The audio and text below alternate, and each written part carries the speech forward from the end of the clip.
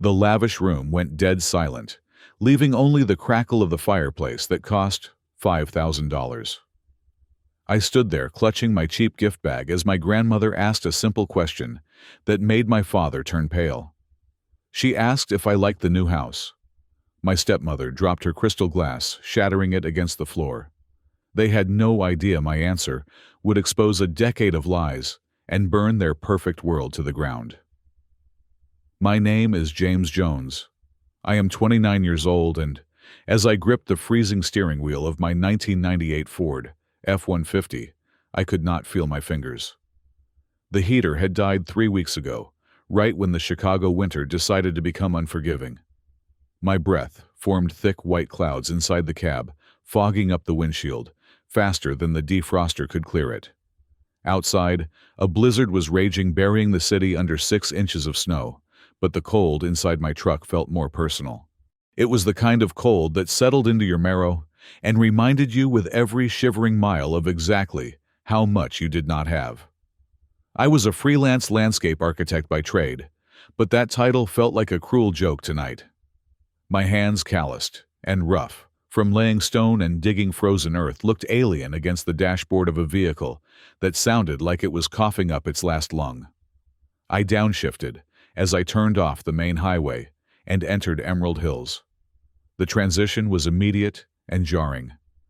The streetlights here were not the flickering orange sodium bulbs of my neighborhood on the south side. Here, the lights were elegant wrought iron lanterns, casting a warm, golden glow over snowbanks that looked pristine, as if they had been arranged by a set designer. I drove slowly, not just because of the ice, but because I felt like a trespasser. This was a gated community, where the security guard had looked at my rusted truck with deep suspicion before grudgingly raising the barrier. I checked the address again, though I did not need to. 88 Oakwood Drive. It was the address my father had texted me 2 weeks ago, with a casualness that made my stomach turn. When the house came into view, I instinctively pressed the brake pedal. It was not a house. It was an estate. It was a sprawling Victorian mansion that had been restored to a level of perfection that screamed money. It had turrets and wrap-around porches, all tasteful cream and dark blue trim. Massive wreaths hung from every window, each one probably costing more than my weekly grocery budget. The driveway was a long, winding ribbon of heated pavement. I could tell it was heated because the snow melted the instant it touched the ground, leaving the black asphalt glistening and wet. I could not park there. The driveway was already a showroom of German and Italian engineering. There were 3 Mercedes SUVs, a Porsche 911, and a vintage Jaguar that I knew my father probably drooled over. If I parked my truck with its dented rear bumper and peeling paint next to those machines, someone would probably call the police to report an abandoned vehicle. I drove past the house and found a spot down the block, parking partially on a snowbank. I sat there for a moment, gripping the door handle. I did not want to go in. Every instinct in my body told me to turn around, drive back to my hole in the wall, and spend Christmas alone with a frozen pizza. But I couldn't. Grandma Eleanor was here. She had returned from France after 5 years, and she was the only person in this family who had ever looked at me and seen a human being. For her, I would walk into the lion's den. I stepped out of the truck, and the wind hit me like a physical blow. I pulled my coat tighter. It was a wool coat I had found at a Salvation Army 3 years ago. It was warm enough, but the cuffs were frayed, and the color was a faded, indeterminate gray. I walked up the heated driveway, my work boots heavy on the pavement.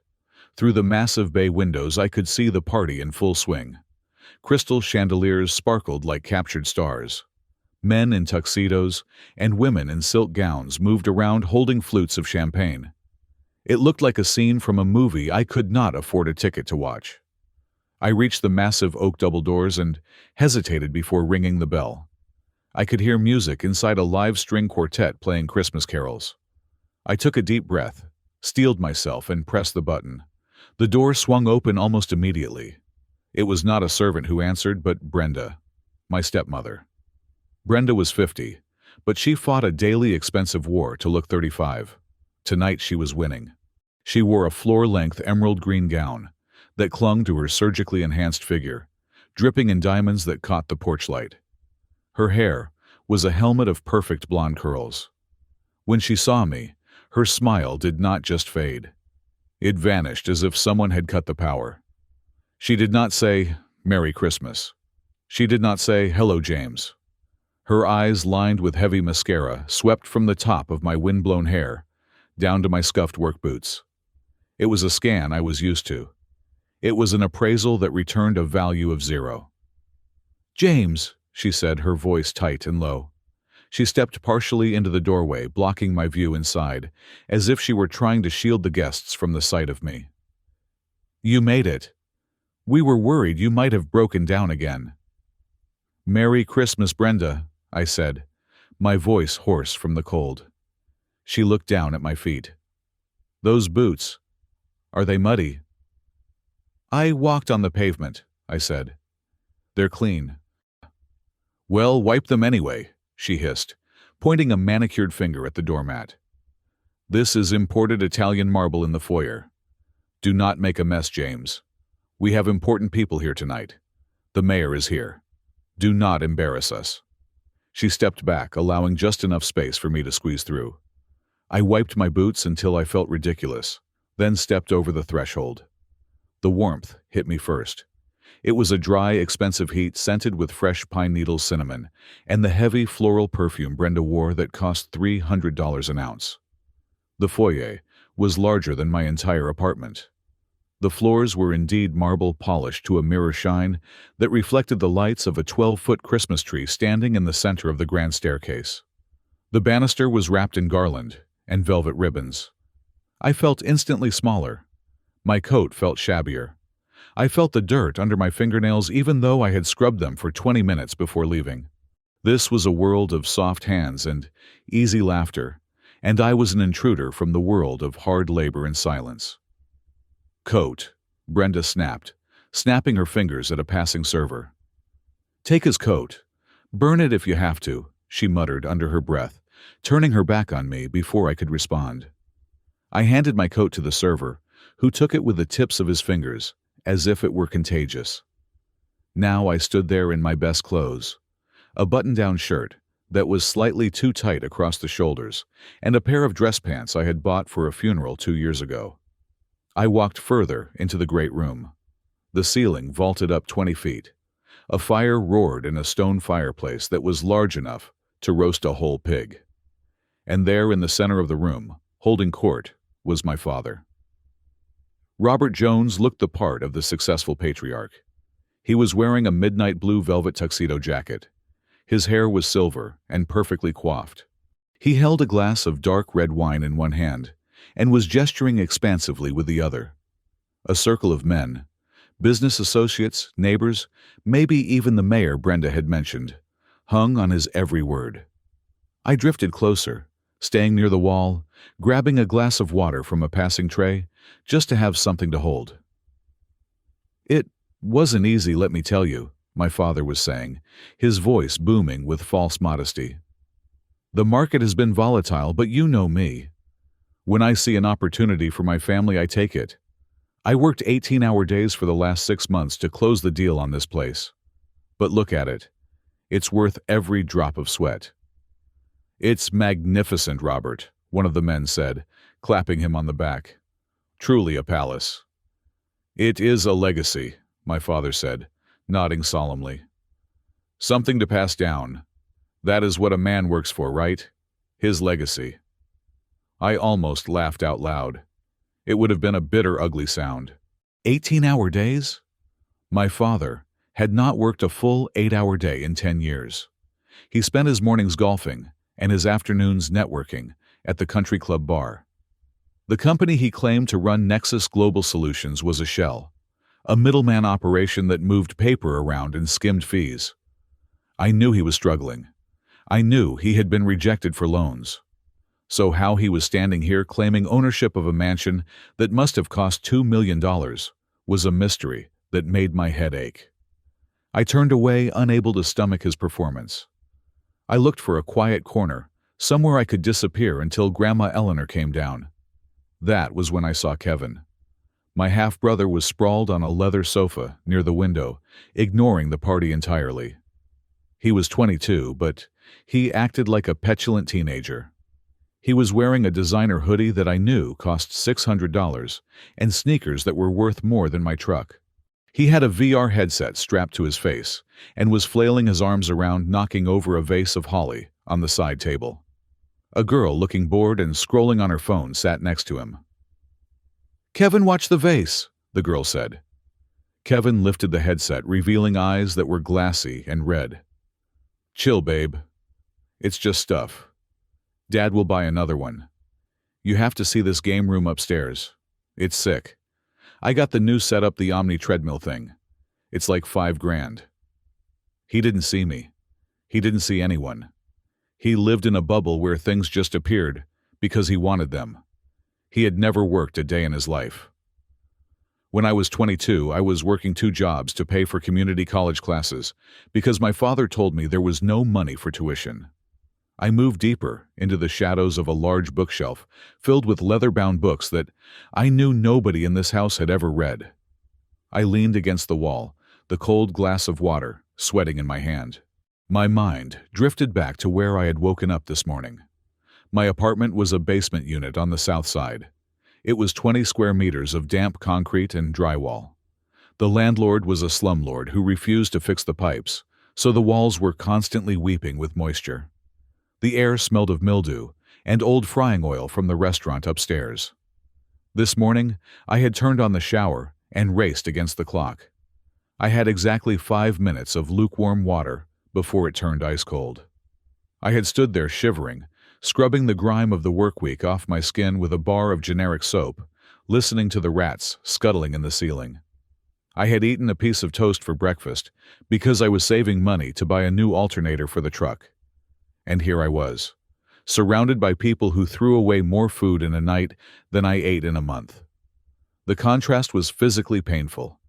It felt like a weight pressing on my chest, making it hard to breathe. I wasn't jealous of the money. I was used to being poor. I was sick of the lie. I was sick of watching my father and Brenda parade around like royalty while I scraped by, knowing that they had cut me off the moment I turned 18. Suddenly, the music stopped. The chatter in the room died down, rippling into silence from the staircase outward. I looked up. At the top of the grand staircase stood Grandma Eleanor. She was 75 years old, but she possessed a vitality that shamed everyone else in the room. She wore a long silver silk gown that matched her hair, which was pulled back in an elegant chignon. She leaned lightly on a cane with a silver handle, shaped like a lion's head, but I knew she didn't really need it. It was a prop, a scepter. She had spent the last 5 years in Paris and London, managing her real estate empire, and she carried that European air of command with her. She didn't just walk down the stairs, she descended. Robert and Brenda rushed to the bottom of the stairs, their faces arranged in masks of adoration. "Mother!" Robert announced, opening his arms. "Everyone, please, a toast to the matriarch of the Jones family, without whom none of this would be possible." The guests clapped politely. Grandma Eleanor ignored them. She ignored Robert's open arms. She ignored Brenda's curtsy. Her sharp gray eyes scanned the room. She was looking for something, or someone. I straightened up in my corner, feeling a sudden surge of nervousness. I hadn't seen her in 5 years. We had not spoken because my father claimed she was too busy to answer emails. I thought she had forgotten me. Her gaze swept over the tuxedos and the diamonds, dismissing them. Then her eyes found the dark corner where I was hiding. She stopped. She stood motionless on the 3rd step from the bottom. The room held its breath. Her eyes locked onto mine. I expected a smile. I expected a wave. But that is not what I got. Grandma Eleanor narrowed her eyes. It was a look of confusion followed immediately by a flash of sharp, calculating suspicion. She looked at me. Then she looked at the house. Then she looked back at me. It was as if she was trying to solve a complex mathematical equation in her head, and the numbers were not adding up. She didn't smile. She looked disturbed. My heart sank. Had she changed? Had she become like them? Did she see my cheap clothes and feel the same disdain Brenda did? She finished her descent, stepping onto the marble floor. Robert tried to take her arm, but she brushed him off with a subtle flick of her wrist. She walked past the mayor. She walked past Kevin, who had finally taken off his headset. She was coming straight toward me. The crowd parted like the Red Sea, leaving me exposed, standing there, with my water glass feeling like the punchline to a joke I didn't understand. The intense, confused gaze of my grandmother did not just freeze me in the present. It dragged me backward violently into the cold, gray corridors of memory that I had spent a decade trying to seal shut.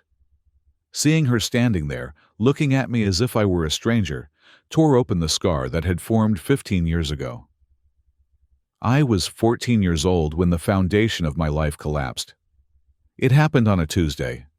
My mother, a woman who smelled of vanilla and sawdust because she loved woodworking as much as she loved baking, never came home from her shift at the construction management firm. A crane accident. That was what the police report said. Just 2 words to explain why the warmest light in my life had been extinguished forever. There was a life insurance payout. It was a significant sum, enough to secure my future, enough to send me to any university in the country, enough to ensure we never had to worry. Or at least that was what the lawyer said during the reading of the will, while I sat numbly in a chair that felt too big for me. My father, Robert, sat next to me. He did not cry. He wore sunglasses indoors. When the lawyer mentioned the amount, $500,000, I saw my father's hand twitch. It was not a spasm of grief. It was the twitch of a predator sensing blood. He told the lawyer he would manage the funds. He was my father after all. He said he would put it into a trust for my education. I believed him. I was 14. I wanted to believe that we were in this tragedy together. I was wrong. 6 months.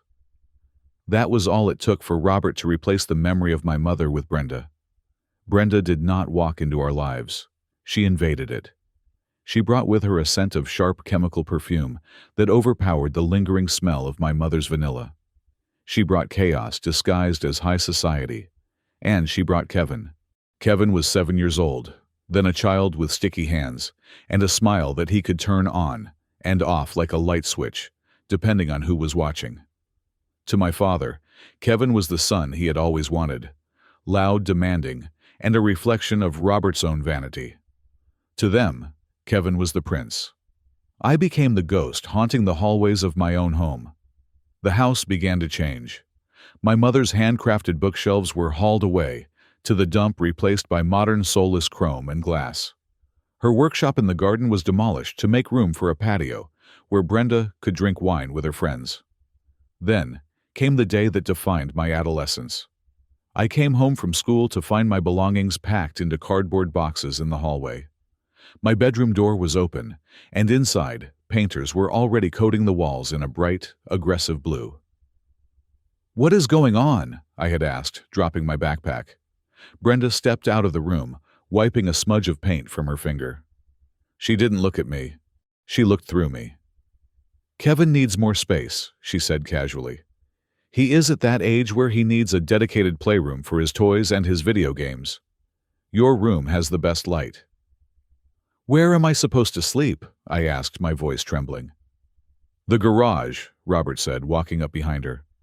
He wouldn't meet my eyes. "We renovated the back corner. It's private. You're a teenager now, James. You want privacy, don't you? It's time you learn to be a bit more independent." They called it a renovation. It was a partition wall made of cheap plywood, erected in the back of a drafty, uninsulated 2-car garage. My floor was concrete that leached the cold straight into my bones. In the winter, I could see my breath hang in the air before I fell asleep. Every morning at 6 o'clock, the automatic garage door would rumble open like an earthquake, as Robert left for his golf games, filling my small space with a choking stench of exhaust fumes. I lived next to the lawnmower and the bags of fertilizer while Kevin slept in my old room, surrounded by warmth and light. That garage was where I learned silence. It was where I stopped calling Robert Dad in my head and started calling him Robert. But I still had hope. I had a dream that was my escape rope. I wanted to be an architect. I wanted to build things that lasted, unlike the fragile family I was trapped in. I studied by the light of a single desk lamp in that freezing garage. I maintained a 4.0 grade average. I worked harder than anyone in my class because I knew I had to buy my own freedom. When I was 18, the acceptance letter came. It was a thick envelope from the University of Illinois, one of the best architecture programs in the country. I remember standing in the driveway, the paper shaking in my hands, feeling the first spark of joy I had felt in 4 years. I ran inside, forgetting for a moment that I was an outcast, and found Robert in his study. "I got in," I said, placing the letter on his mahogany desk. "I got into the architecture program." Robert barely looked up from his ledger. He took a sip of his scotch and sighed, a long, exaggerated sound of fatigue. "That is expensive, James," he said. "But the insurance money," I said. "Mom left it for this. For my education." Robert took off his reading glasses and rubbed the bridge of his nose. He looked at me with a practiced expression of sorrow. "The market has been terrible, James. You don't understand finance, bad investments. The money is tied up, gone mostly. We are struggling to keep the lights on. I simply cannot afford $40,000 a year for tuition. You have to be realistic. You have to stand on your own 2 feet." My heart shattered into dust. I felt the floor drop out from under me. "But you bought a new boat last month," I whispered. "That is a business expense," he snapped, slamming his hand on the desk. "Do not question how I keep a roof over your head. I am telling you, we are broke. If you want to go to school, figure it out yourself." I walked out of that study feeling like I had been punched in the throat. I wandered through the house numb, trying to process that my future had just been stolen. I found Kevin in the living room. He was 11 years old then. He was sitting on the floor, surrounded by a mountain of boxes. Robert and Brenda were there, beaming at him. "Happy birthday, sport!" Robert boomed, his voice full of the joy that was absent when he spoke to me. Kevin was tearing open a gift. It was a limited edition set of die-cast racing cars, authentic replicas imported from Germany. I knew what they were. I had seen them in a catalog. The set cost nearly $3,000. Then there was another box, a gaming computer, another $2,000. In the span of 10 minutes, I watched Robert spend $5,000 on toys for an 11-year-old. Money that could have paid for my first semester of college. Money, he had just told me, to my face did not exist. I didn't scream. I didn't fight. Something inside me simply turned off. The part of me that craved their approval died that afternoon. I declined the offer from the university. I enrolled in the local community college because it was all I could afford.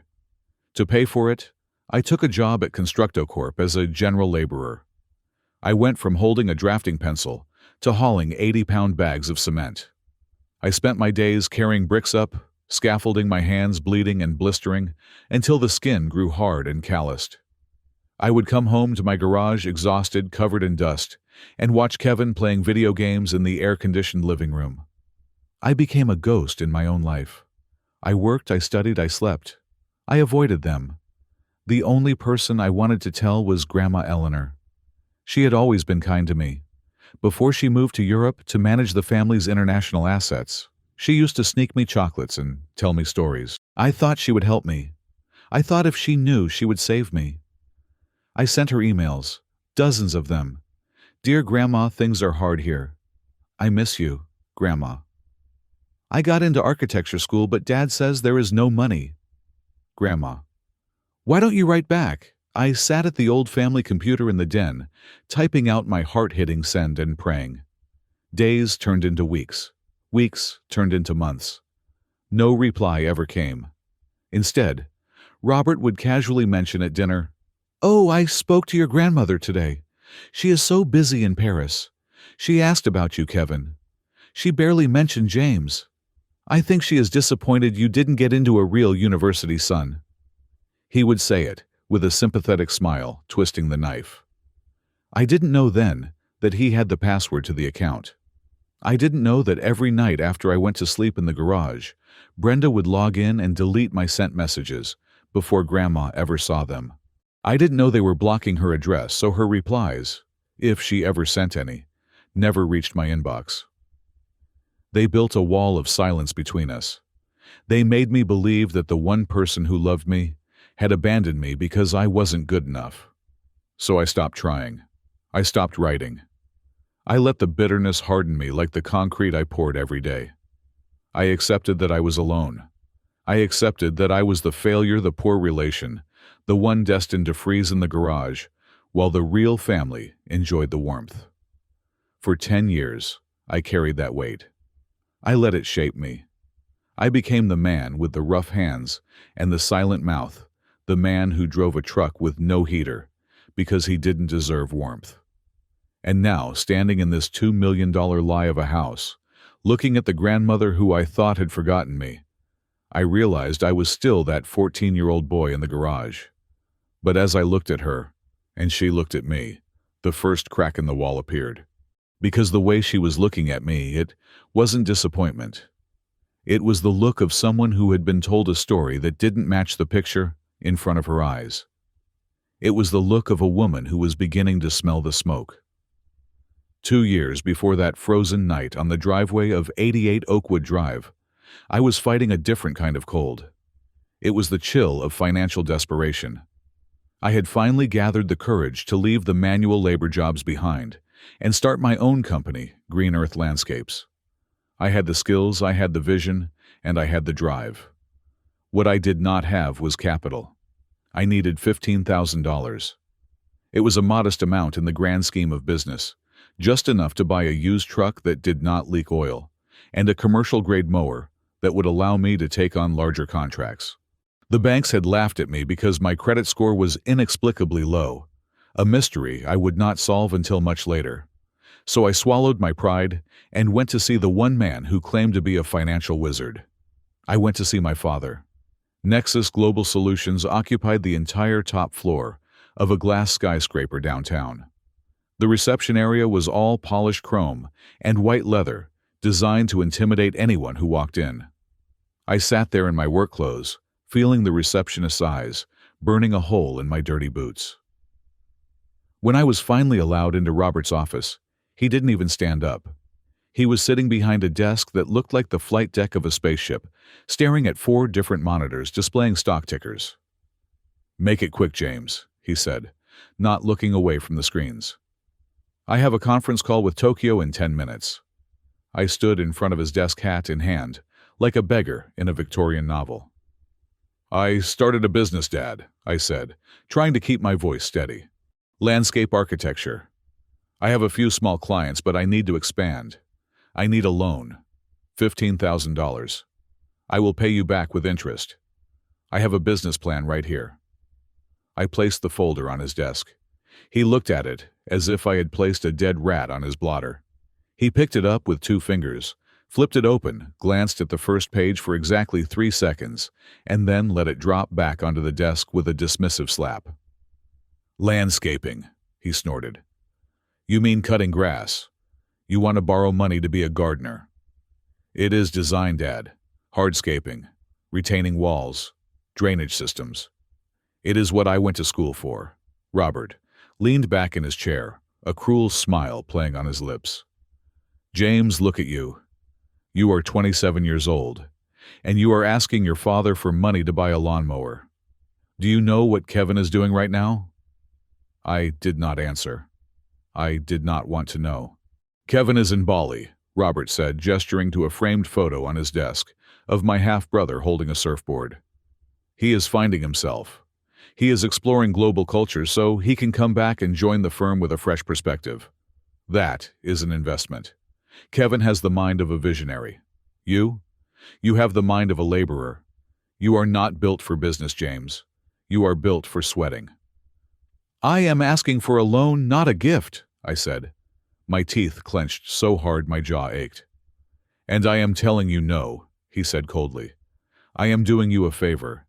If I gave you that money, you would just lose it. You are a failure, James. You have always been slow on the uptake. Unlike Kevin, Kevin is sharp. The rejection was expected, but the venom was not. I turned to leave, my face burning with humiliation. As I reached the heavy glass door, his phone rang. He picked it up immediately, his voice shifting instantly from cruel to syrupy sweet. "Mother, so good to hear from you." I froze. My hand hovered over the door handle. He was talking to Grandma Eleanor. "Yes, yes, everything is going according to plan," Robert said, swiveling his chair so his back was to me. "The boy? Oh, he is doing wonderful. Truly wonderful. He loves the house. He was just telling me yesterday how much he adores the sunroom." I stood there paralyzed. The boy. He had to be talking about Kevin. Kevin was the one they fawned over. Kevin was the one who probably loved whatever new vacation house they had rented. It stung to hear him lie so smoothly, painting a picture of domestic bliss, while I stood there rejected and broke. "Yes, I will tell him you sent your love," Robert said. "He is very busy with his work. Very successful. You know how focused he gets." I walked out. I told myself it didn't matter. I told myself I didn't need him. I was used to being the invisible son, the disappointment. I didn't know then that he was talking about me. I didn't know he was reporting on my life in a phantom house I had never seen, using my name to keep the checks from Europe flowing into his own pocket. I left that office determined to prove him wrong. If he wouldn't help me, I would do it myself. I worked double shifts. I ate instant noodles. I scraped together enough cash to buy a second-hand set of tools. And for a brief moment, it seemed like I was going to make it. I landed a contract with the local community center to redesign their courtyard. It was a small job, but it was public. It would be my portfolio piece. I poured my soul into the sketches. I spent nights drawing up plans for a sensory garden with native plants and water features. The board of directors loved it. They were ready to sign. Then, 2 days before we were supposed to break ground, the president of the board called me. Her voice was icy.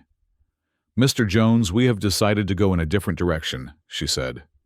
"What?" I gripped the phone, panic rising in my throat. "But we have a verbal agreement. I already ordered the stone." "We received a letter," she said. "A very disturbing letter. From a concerned party who has worked with you in the past. They detailed several instances of unsafe practices, corner cutting, and allegations of substance abuse." "That is a lie," I shouted. "I have never used drugs in my life. Who sent this?" "They wished to remain anonymous," she said. "But the details were specific, Mr. Jones. We cannot take the risk." She hung up. I sat on the floor of my basement apartment staring at the wall. Specific details. Who knew me? Who would want to destroy a $2,000 contract for a community garden? My mind went to Brenda. I remembered a week prior, I had run into her at the grocery store. It was one of the few times we had spoken that year. She had asked with feigned interest what I was doing. I was so desperate for family connection that I had told her about the community center job. I had told her how excited I was. I saw a flicker in her eyes then. Not pride, but calculation. I realized then that it wasn't enough for them to ignore me. They needed me to fail. If I succeeded, if I built a name for myself, I might become harder to control. I might start asking questions. Or perhaps it was simply that my failure made Kevin's unearned success look more legitimate. Brenda played the game perfectly. To the neighbors, she was the saintly stepmother who worried so much about poor James and his struggles. She would sigh and tell people at her country club, "We try to help him, but he just refuses to get his life together." It is heartbreaking, really. She poisoned the well. Every time I tried to climb out of the hole, I found the ground greased with her whispers. I lost the contract. I lost the deposit on the stone. I had to sell my tools to pay rent. That was the lowest point. I sat in a pawn shop watching a man count out $300 for a laser level that had cost me $600. I felt like I was selling pieces of my own skeleton. I went back to working for someone else, digging ditches for minimum wage, my dreams of architecture buried under layers of debt and depression. Then came the call. It was 2 weeks ago. The phone rang, and when I saw Dad on the caller ID, I almost didn't answer. "James?" Robert's voice was breathless, frantic. "Where are you?" "I am at work," I said, leaning on my shovel. "Listen to me. Your grandmother is coming back, Eleanor. She is flying in from Paris for Christmas." My heart jumped. Grandma Eleanor, the only person who might care. "Okay," I said. "So?" "So she wants to see everyone, the whole family. We are hosting a dinner at the new house, Emerald Hills, 88 Oakwood Drive." "You bought a new house?" I asked, looking at the mud on my boots. "I thought you were broke." "Things have turned around," he said, quickly, too quickly. "Business is booming. Look, James, you need to come. It is non-negotiable. She specifically asked for you." "I don't have a suit," I said. "I don't have money for a gift." "We don't need a gift," Brenda's voice chimed in from the background. She must have been listening on the extension. "We just need you to be there. And James?" "What?" "When you come," Brenda said, her voice dropping to that dangerous sugary tone she used when she was threatening someone. "Do not bring your drama. Grandma is old. She has a heart condition. We do not want to upset her with stories about your poverty or your little failed business ventures." "She thinks you are doing well," Robert added. "We didn't want to worry her, so we told her you were successful. Don't make us out to be liars, James. For her sake. If she asks, you are busy, you are happy, and you are doing fine. Do you understand?" "You lied to her about me?" I asked. "We protected her," Robert snapped. "Just put on a smile, eat the dinner, and keep your mouth shut about your pathetic life. Can you do that for one night? Or are you going to ruin Christmas?" I stood there in the cold, gripping the phone. I wanted to tell them to go to hell. I wanted to scream. But then I thought of Grandma Eleanor. I thought of the emails that had gone unanswered. If I went, I could finally talk to her. I could finally see her face. If the price of that reunion was swallowing my pride and pretending to be the successful son for a few hours, I would pay it. "I will be there," I said. "Good," Robert said. "And James? Try to look presentable. We don't want the neighbors thinking we hired a homeless person to park the cars." They hung up. I stood in the mud, looking at the gray sky. I didn't know then that the success they had invented for me was not just a little white lie to spare an old woman's feelings. I didn't know that my success was a multi-million-dollar fraud scheme that had funded their entire lifestyle for 5 years. I didn't know that the house I was invited to was on paper already mine. I just thought they were ashamed of me. And so tonight, I walked into the lion's den armed with nothing but a cheap gift and a promise to keep my mouth shut, completely unaware that I was walking onto a stage where the script had been written by thieves, and I was about to go completely off book. The memory faded as the reality of the room rushed back in. Grandma Eleanor was standing in front of me. The crowd was watching. Robert was sweating, and the first domino was about to fall. 3 days before the party, while James was shivering in his basement apartment, I was sitting in the presidential suite of the Ritz-Carlton downtown. I had not told Robert I was in the country yet. As far as my son knew, I was still in transit from Paris. I needed this time. I needed to see the truth before I saw the family. The suite was quiet, save for the rhythmic ticking of a grandfather clock. Outside the floor-to-ceiling windows, Chicago was a grid of glittering lights under the winter storm. But my attention was focused on the heavy mahogany table in front of me, covered in documents. Sitting opposite me was Arthur Sterling. He had been my personal attorney for 30 years. He was a man who smiled rarely and spoke only when necessary. He was sharp, expensive, and loyal, only to the person signing his checks, me. "The numbers do not lie, Eleanor," Arthur said, sliding a thick binder across the polished wood. "But the story Robert is telling you is a different matter." I opened the binder. It was a comprehensive audit of the James Jones Trust.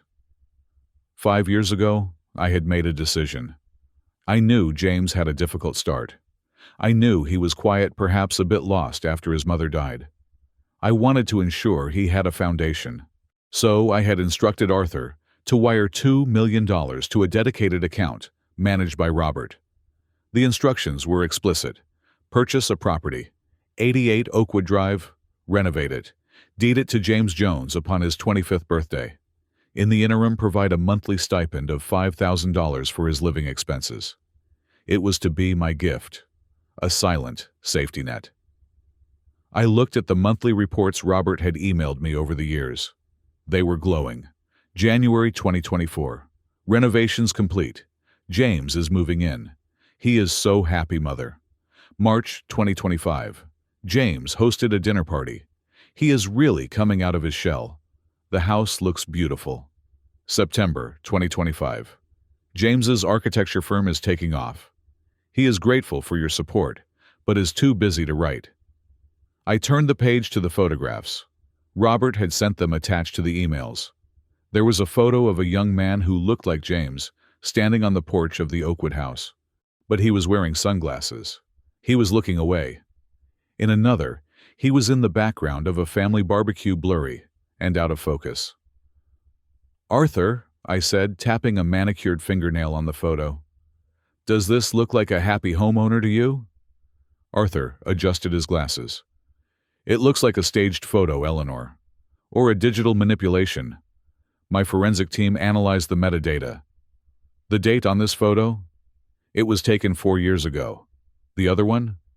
The lighting suggests it was pasted together from 2 different sources. I felt a cold knot tighten in my stomach.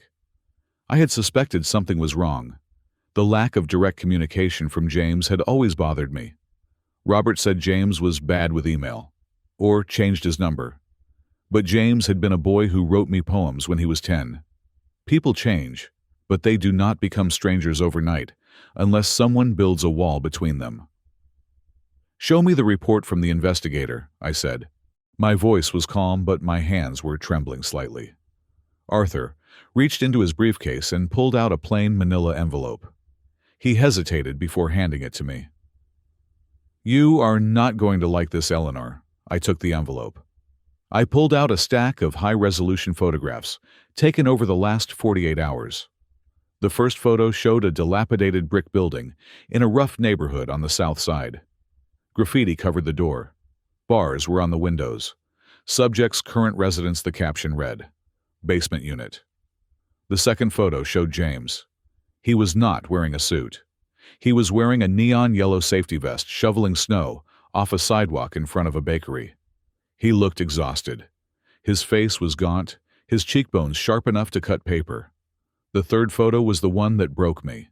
It showed James sitting inside a 24-hour laundromat, eating a sandwich wrapped in plastic, staring blankly at a spinning washing machine. He looked so lonely. He looked defeated. This was the successful architect Robert had been describing to me. This was the grandson I had sent millions of dollars to support. I felt a surge of rage so pure and hot it almost blinded me. I was holding a crystal glass of water. My grip tightened. I didn't even realize what I was doing until the glass shattered in my hand. Water and shards of crystal spilled onto the document, soaking the picture of James in the laundromat. Eleanor! Arthur stood up, reaching for a napkin. I am fine, I said, my voice dropping an octave. I didn't feel the cut on my palm. I only felt the betrayal. He starved him, Arthur. My own son starved his own child while spending my money. I looked at the financial records again. The withdrawals from the trust were consistent. $5,000 a month for James's expenses. Tens of thousands for home maintenance. Where did the money go, Arthur? Tracing it was difficult, Arthur said, dabbing at the spilled water. But we found it. Luxury car dealerships, tuitions for private universities, Kevin's tuition, vacations to Bali, jewelry stores, and of course the upkeep of 88 Oakwood Drive, which according to the county clerk is legally titled to Robert and Brenda Jones. They stole it. They stole the house. They stole the money. They stole James's life. I stood up and walked to the window. I looked out at the city, watching the snow fall. I could have called the police right then. I could have had Robert arrested before dinner. But that was too easy. That was too clean. Robert and Brenda cared about one thing above all else: their image. They cared about the facade of wealth and respectability. They wanted to be the kings and queens of Emerald Hills. If I arrested them, they would play the victim. They would spin a story. No, I wanted to destroy them in front of the audience they coveted so much. I wanted to strip them naked in their own palace. "Arthur," I said, turning back to him, "prepare the eviction notices. Prepare the forensic accounting brief. I want everything ready for Christmas night." "You are going to the party?" Arthur asked. "Oh, I wouldn't miss it for the world," I said. I picked up the hotel phone and dialed Robert's number. I took a deep breath, smoothing the anger from my voice, replacing it with the doting, oblivious tone of an old grandmother. "Robert, darling," I chirped when he answered. "I have just landed." "Oh, the flight was dreadful, but I am so excited."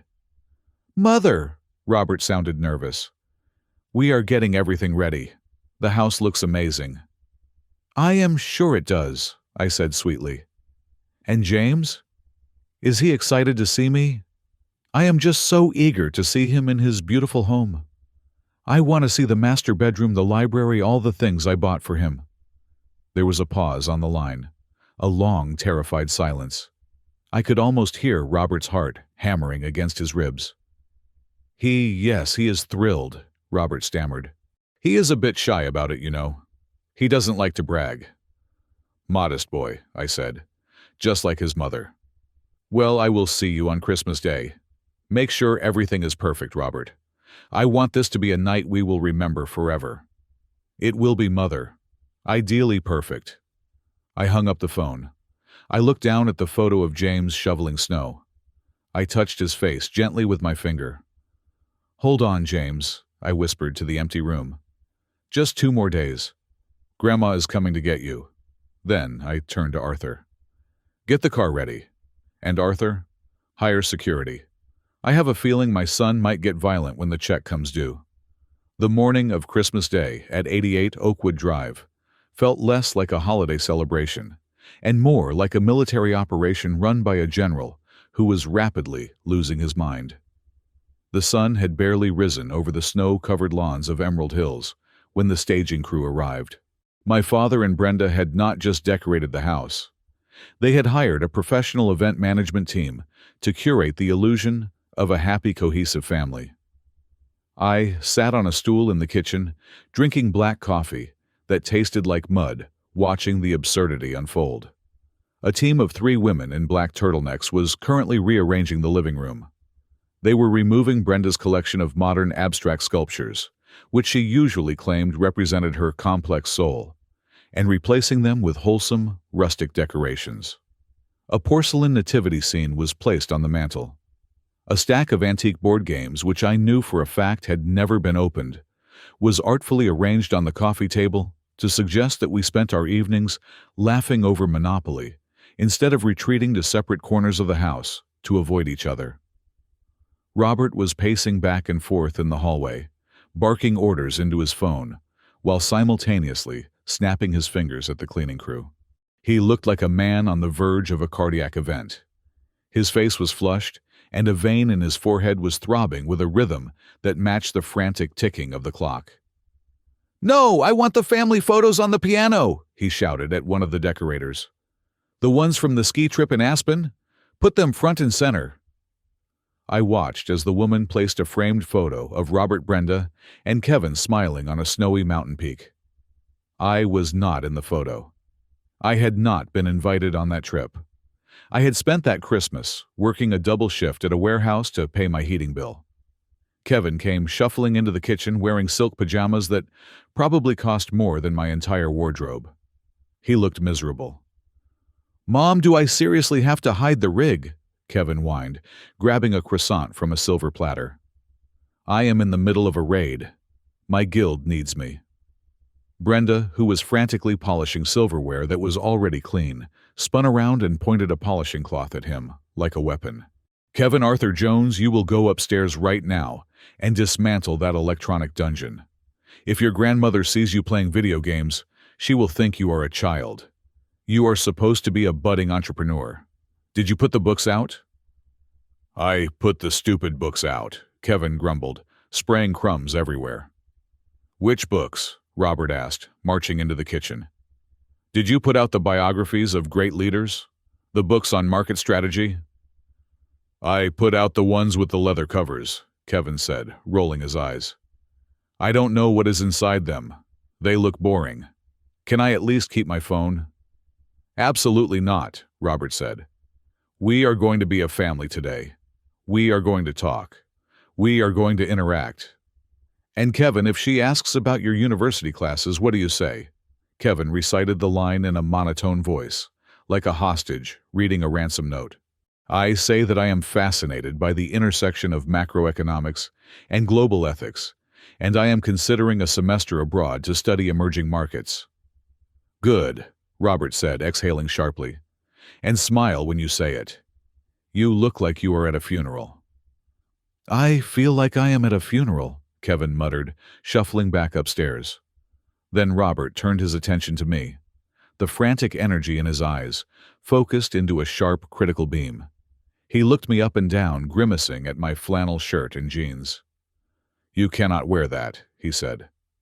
"This is what I have," I said calmly. "It is clean." "It is working class," Robert spat. "It screams manual labor. Mother expects you to be a success.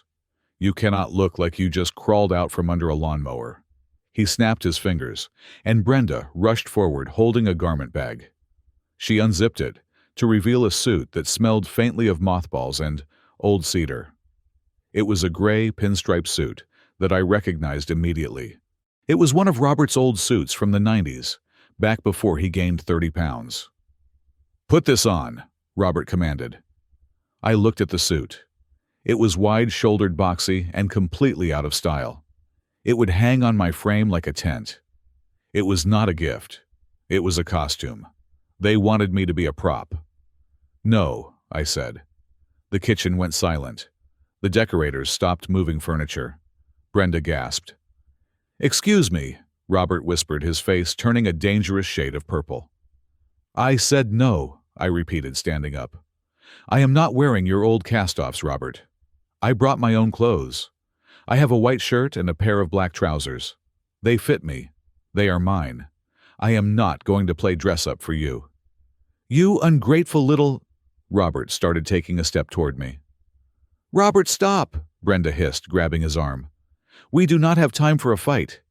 He will ruin his face if you hit him, and we cannot explain a black eye to Eleanor. Let him wear his cheap pants. We will just seat him downwind." Robert glared at me, his chest heaving. "Fine. But listen to me, James. And listen closely. This dinner is crucial. Your grandmother is old. Her mind is fragile. We do not want to confuse her." He stepped closer, invading my personal space. I could smell the expensive scotch on his breath, even though it was only 10 in the morning. "We told her you were doing well," Robert said, his voice dropping to a conspiratorial whisper. "We told her you run the landscaping firm. Not that you are digging ditches, but that you are the CEO. You have a staff. You have contracts. You are busy." "Why?" I asked. "Why lie about something so small?" "Because she wants you to be successful," Brenda chimed in. "Do you want to break an old woman's heart? Do you want to tell her that her grandson is a failure who lives in a basement? We did this for you, James, to make you look good." I looked at them. They genuinely believed their own spin, or at least they were committed to it. They looked at me with a mix of pity and contempt, as if my mediocrity was a disease they were trying to hide from the public health inspector. "If she asks about the house," Robert continued, pacing again, "you nod, you smile. You say, 'It is great, Grandma.'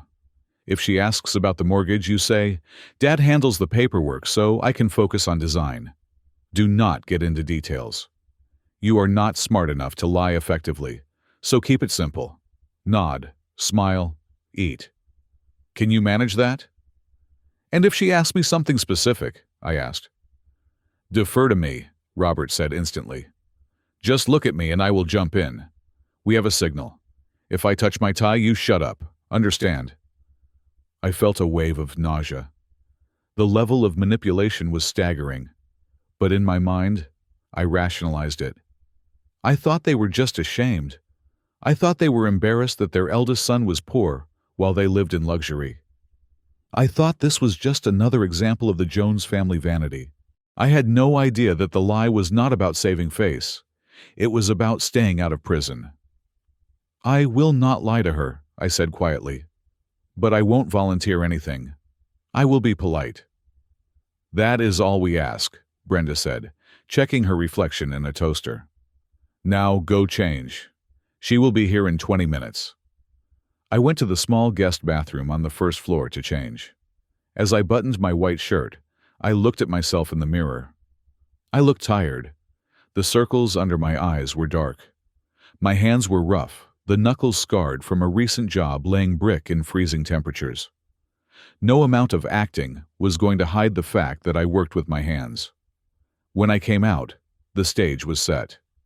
The dining room table was laid out with china that looked like it belonged in a museum.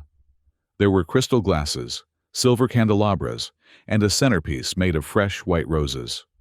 Brenda was fussing over the place cards. Put him there, Robert said, pointing to the seat furthest from the head of the table, near the kitchen door. If the servers need to come in and out, he can block the view. Perfect, Brenda said. And Kevin sits next to Eleanor, on her right hand. We want her to see his watch. Did you make sure he is wearing the Rolex? He is wearing it, Robert said. It is absurd, Kevin's voice drifted down from the stairs. He was descending slowly, tugging at his collar.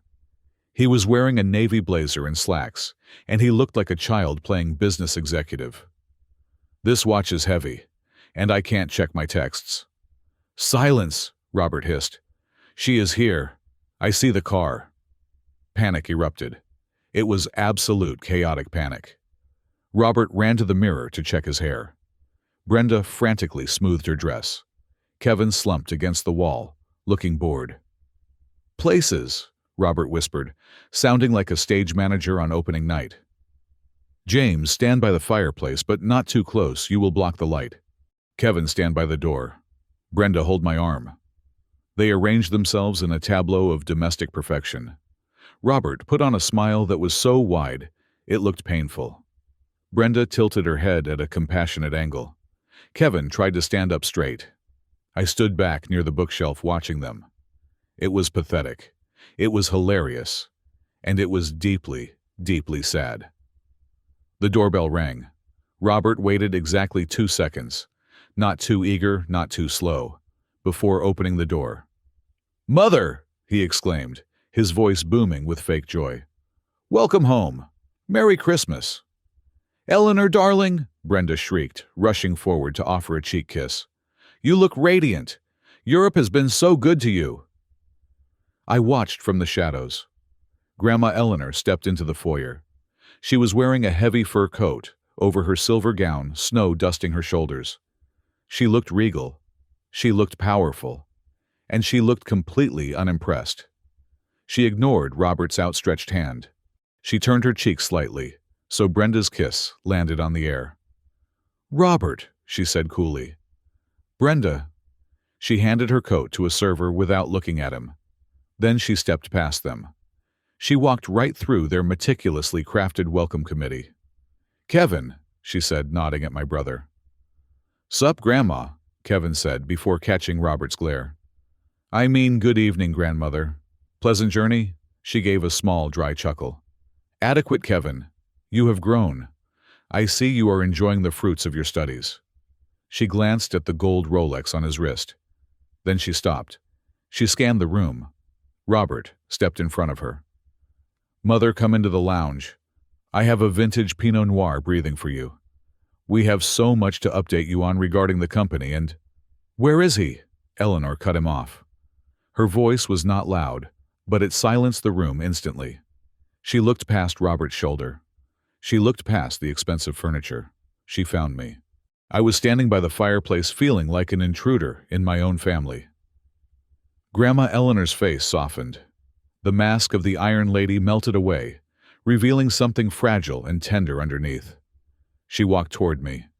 Her steps were quick, purposeful. Robert and Brenda exchanged a terrified look. They started to follow her, but she held up a hand palm out, stopping them in their tracks, without even turning around. She stopped in front of me. She looked up. I was a foot taller than her now. "James," she whispered. "Hi, Grandma," I said. My voice cracked. I hadn't realized how much I missed her until this moment. She reached out and took my hands. Her hands were warm, soft, and trembling. She gripped my rough, calloused fingers tight. She didn't pull away from the sandpaper texture of my skin. She held on tighter. She pulled me down into a hug. It wasn't the polite air-kiss greeting she had given the others. She buried her face in my shoulder and held me with a strength that surprised me. I smelled her perfume, lavender and old paper, and it smelled like my childhood. It smelled like the only safety I had ever known. I hugged her back, closing my eyes, blocking out the glare of the chandelier and the staring eyes of my father. Then she pulled back just enough to look at my face. Her eyes searched mine, taking in the hollow cheeks, the shadows, the signs of 10 years of struggle that I couldn't hide. She reached up and touched my cheekbone. "You are too thin, James," she whispered. Her voice was thick with emotion, shaking with a mixture of love and a suppressed, terrible anger. "You are so thin." It was a simple observation, but the way she said it, with such pain, such realization, hit me harder than any insult my father had ever thrown. It was the first time in years someone had looked at me and seen the suffering instead of the inconvenience. I swallowed hard, fighting the sting of tears in my eyes. I couldn't cry. Not here. Not in front of them. "I'm okay, Grandma," I lied. "I've just been working hard. Running the company keeps me busy." I said the line Robert had scripted for me. But as I said it, I saw Grandma's eyes harden. She heard the lie. She heard the script. She let go of my face, but she didn't let go of my hand. She turned to face Robert and Brenda, keeping me firmly by her side. "Well," she said, her voice returning to that sharp, dangerous tone. "We are all here. The family is together. I think it is time we sat down for dinner. I have quite a substantial appetite tonight, and I imagine everyone has a lot to explain." Robert let out a nervous laugh that sounded like a choke. "Of course, Mother. Dinner is served. Right this way." He gestured to the dining room, desperate to regain control. But as we walked, Grandma Eleanor didn't take his arm.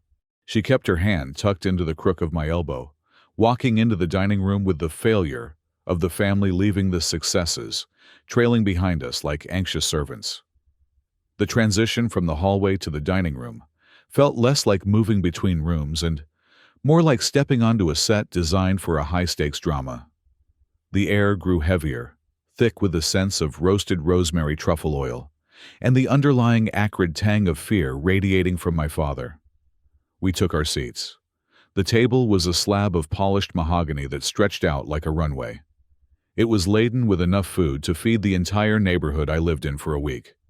There were silver platters piled high with bright red lobsters, their shells glistening with butter. There were cuts of Wagyu beef seared to perfection, sitting on beds of imported microgreens. A bottle of wine covered in dust, and clearly older than I was, sat in a cradle next to Robert's elbow. I recognized the label from a magazine I had read in a dentist's waiting room. It was a Chateau Margaux Vintage, 1982, a bottle that cost more than my truck. I sat where I was told at the far end, near the swinging door to the kitchen. The chair was high-backed and stiff. I felt small in it, despite being a grown man. Across the expanse of crystal and china, Grandma Eleanor sat at the head of the table. To her right sat Kevin, who was already fidgeting with his silverware-looking board. To her left sat Robert, and next to him, Brenda. The silence that settled over the table as the soup was served was deafening. It was the sound of 3 people holding their breath and 1 person sharpening a blade. Robert broke it first. He could never stand silence. He treated it as a vacuum that had to be filled with the sound of his own voice. "This wine," Robert announced, picking up the bottle and gesturing to the server to pour. "I have been saving it for a special occasion, and having you home, Mother, is the most special occasion of all." "Is it?" Eleanor asked. She did not look at the wine being poured into her glass. Her eyes were fixed on Robert. "I recall you telling me last year that you had stopped collecting wine. You said it was a frivolous expense." Robert's hand jerked slightly, spilling a single drop of red wine onto the pristine white tablecloth. It bloomed like a gunshot wound. "Well, yes," Robert stammered, his smile twitching. "I did say that. But market conditions change, Mother. One must adapt. When the tide comes in, you raise the sails." He laughed, a booming hollow sound that bounced off the walls and died instantly. Nobody joined him. "So the tide has come in?" Eleanor asked, picking up her spoon.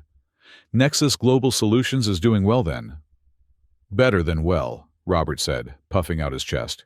He sliced into his steak with aggressive enthusiasm. "We just closed a massive contract with a logistics firm in Dubai. Huge. Multinational. It was a dogfight, let me tell you. But I went in there, laid down the law, and walked out with the signature. That is actually how we were able to afford this place." He swept his hand around the room, gesturing to the silk drapes and the original oil paintings. "This house," Robert continued, his confidence growing as he spun. "The lie is the fruit of that labor. It is a symbol, really. A symbol of resilience. I wanted to surprise you, Mother. I wanted to show you that the Jones legacy is in safe hands." I stared at my soup. It was a creamy lobster bisque. My stomach was cramping with hunger. I had not eaten since breakfast, but I could barely swallow. Hearing him claim this house, which I now suspected was bought with money, meant for something else, made bile rise in my throat. "Fascinating," Eleanor said. She took a delicate sip of her soup. "Because I seem to remember an email from you just last month, Robert. You said the market was crashing. You asked for an advance on your administrative fees. You said you were worried about keeping the lights on at the office." Robert choked on a piece of beef. He grabbed his water glass and drank greedily, his face turning a blotchy red. "A temporary dip," he wheezed, wiping his mouth with a linen napkin. "Volatility is the nature of the beast, Mother. You know that. You taught me that. But I turned it around. I pulled a rabbit out of the hat. That is what a good CEO does." "I see," Eleanor said. Her voice was smooth, cool, and utterly unconvinced. "So within 30 days you went from near bankruptcy to buying a $2 million estate. That is quite a turnaround. You must show me the financials later. I am always eager to learn new strategies." Robert paled. "Of course. Once the audit is done. You know how accountants are. Slow." Brenda sensed the water was rising around her husband's neck, so she did what she always did. She threw Kevin into the breach. "Speaking of success," Brenda chimed in, her voice shrill and bright. "We have wonderful news about Kevin. He just received his acceptance letter to Wharton. Can you believe it? The Ivy League." She reached over and squeezed Kevin's arm. Kevin looked up from his plate, a piece of lobster hanging from his mouth. He looked about as Ivy League as a graffiti artist. "That is impressive," Eleanor said, turning her gaze to Kevin. "I did not know you were interested in business, Kevin. Last time we spoke, you wanted to be a professional streamer on that video website." "Twitch," Kevin mumbled. "And yeah, I still do that. But Dad says I need a degree." "We hired the best consultants," Brenda interrupted quickly, trying to talk over Kevin. "They saw Kevin's potential immediately. He is a diamond in the rough. We are just so proud. It costs a fortune, of course, but for Kevin's future, no price is too high." "No price indeed," Eleanor murmured. "Especially when one has a sudden influx of capital from Dubai." Brenda froze her fork halfway to her mouth. She blinked rapidly, her mind racing to see if she had been insulted. She decided to ignore it. "And what about you, James?" The question cut through the air like a knife. Eleanor had bypassed the deflection and aimed straight for the target they were trying to hide. I looked up. Grandma Eleanor was looking at me with an expression I could not quite read. It was expectant, waiting. "Me?" I asked. "Yes, you," Eleanor said. "We have heard all about Robert's miracles and Kevin's academic triumphs, but I have heard very little from you directly. What have you been doing with your life, James? Robert tells me you are running a firm. Tell me about it." I opened my mouth. I wanted to tell her everything. I wanted to tell her about the frozen garage. I wanted to tell her about the stolen tuition. I wanted to tell her about the nights I slept in my truck because I was too proud to ask for help. But before I could get a single syllable out, Robert slammed his wineglass down on the table. "Oh, he is swamped!" Robert shouted, a little too loudly. He leaned forward physically, blocking Eleanor's view of me with his shoulder. "He is so modest, Mother. He hates talking about himself. He is running a landscape architecture firm. Very high-end. Exclusive clients only." "I asked James Robert," Eleanor said, her voice dropping to a dangerous whisper. "He gets shy," Robert insisted, his eyes bulging as he glared at me. It was a warning. "Shut up. Stick to the script." "He is doing great. Really great. He has a whole crew under him. He is designing, what is it, James? Golf courses? Estates?" "Residential gardens," I said quietly. "See?" Robert exclaimed, clapping his hands. "Residential estates, big projects. He is a workaholic, just like his old man. That is why he hasn't written to you. He is just too focused on building his empire." I looked down at my soup again. I felt like a puppet with invisible strings jerking my limbs.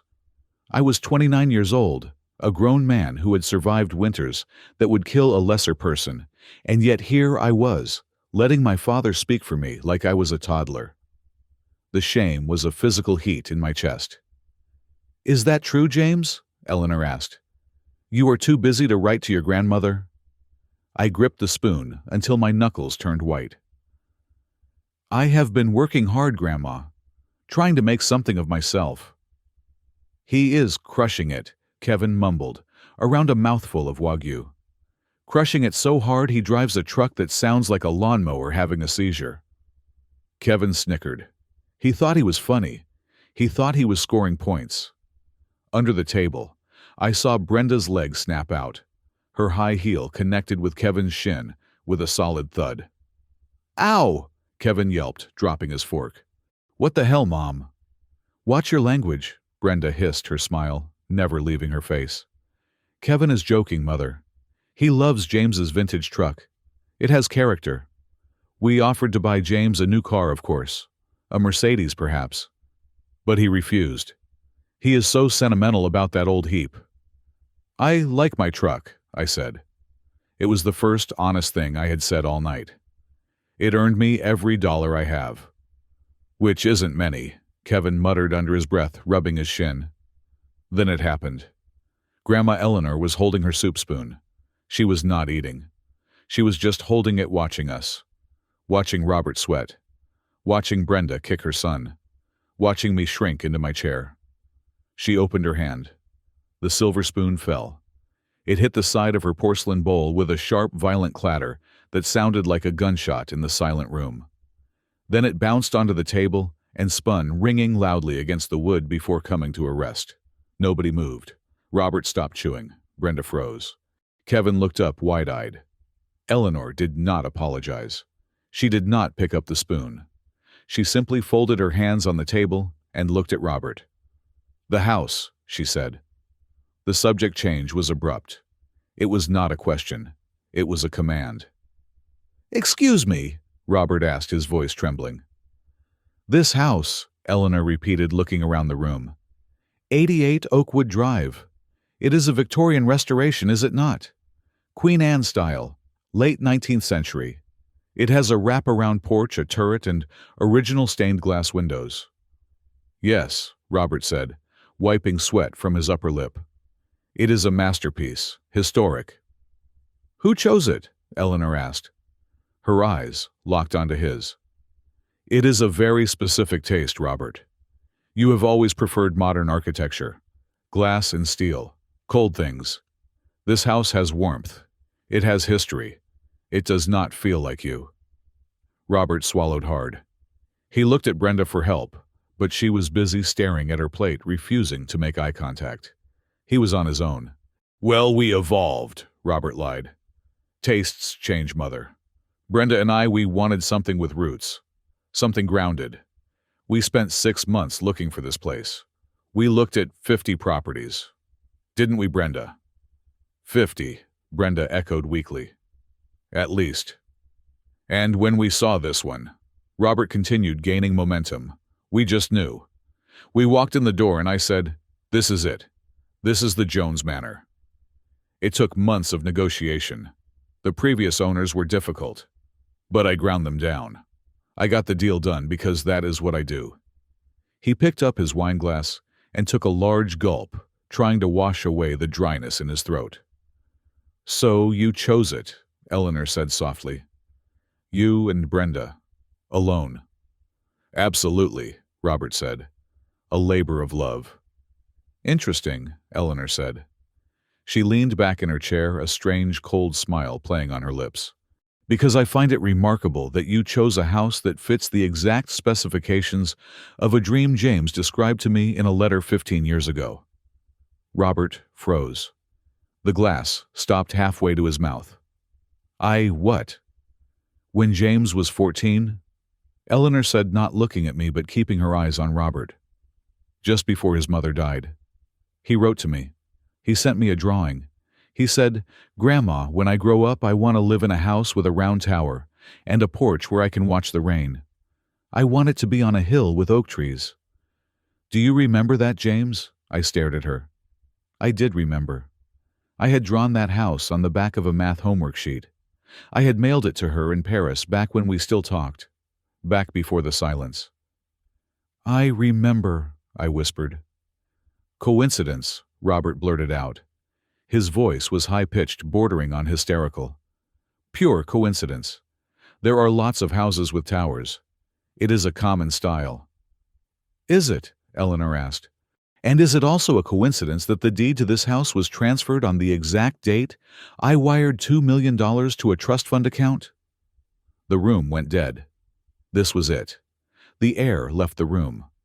The sound of the fire crackling in the hearth seemed to stop. Robert dropped his fork. It clattered onto his plate.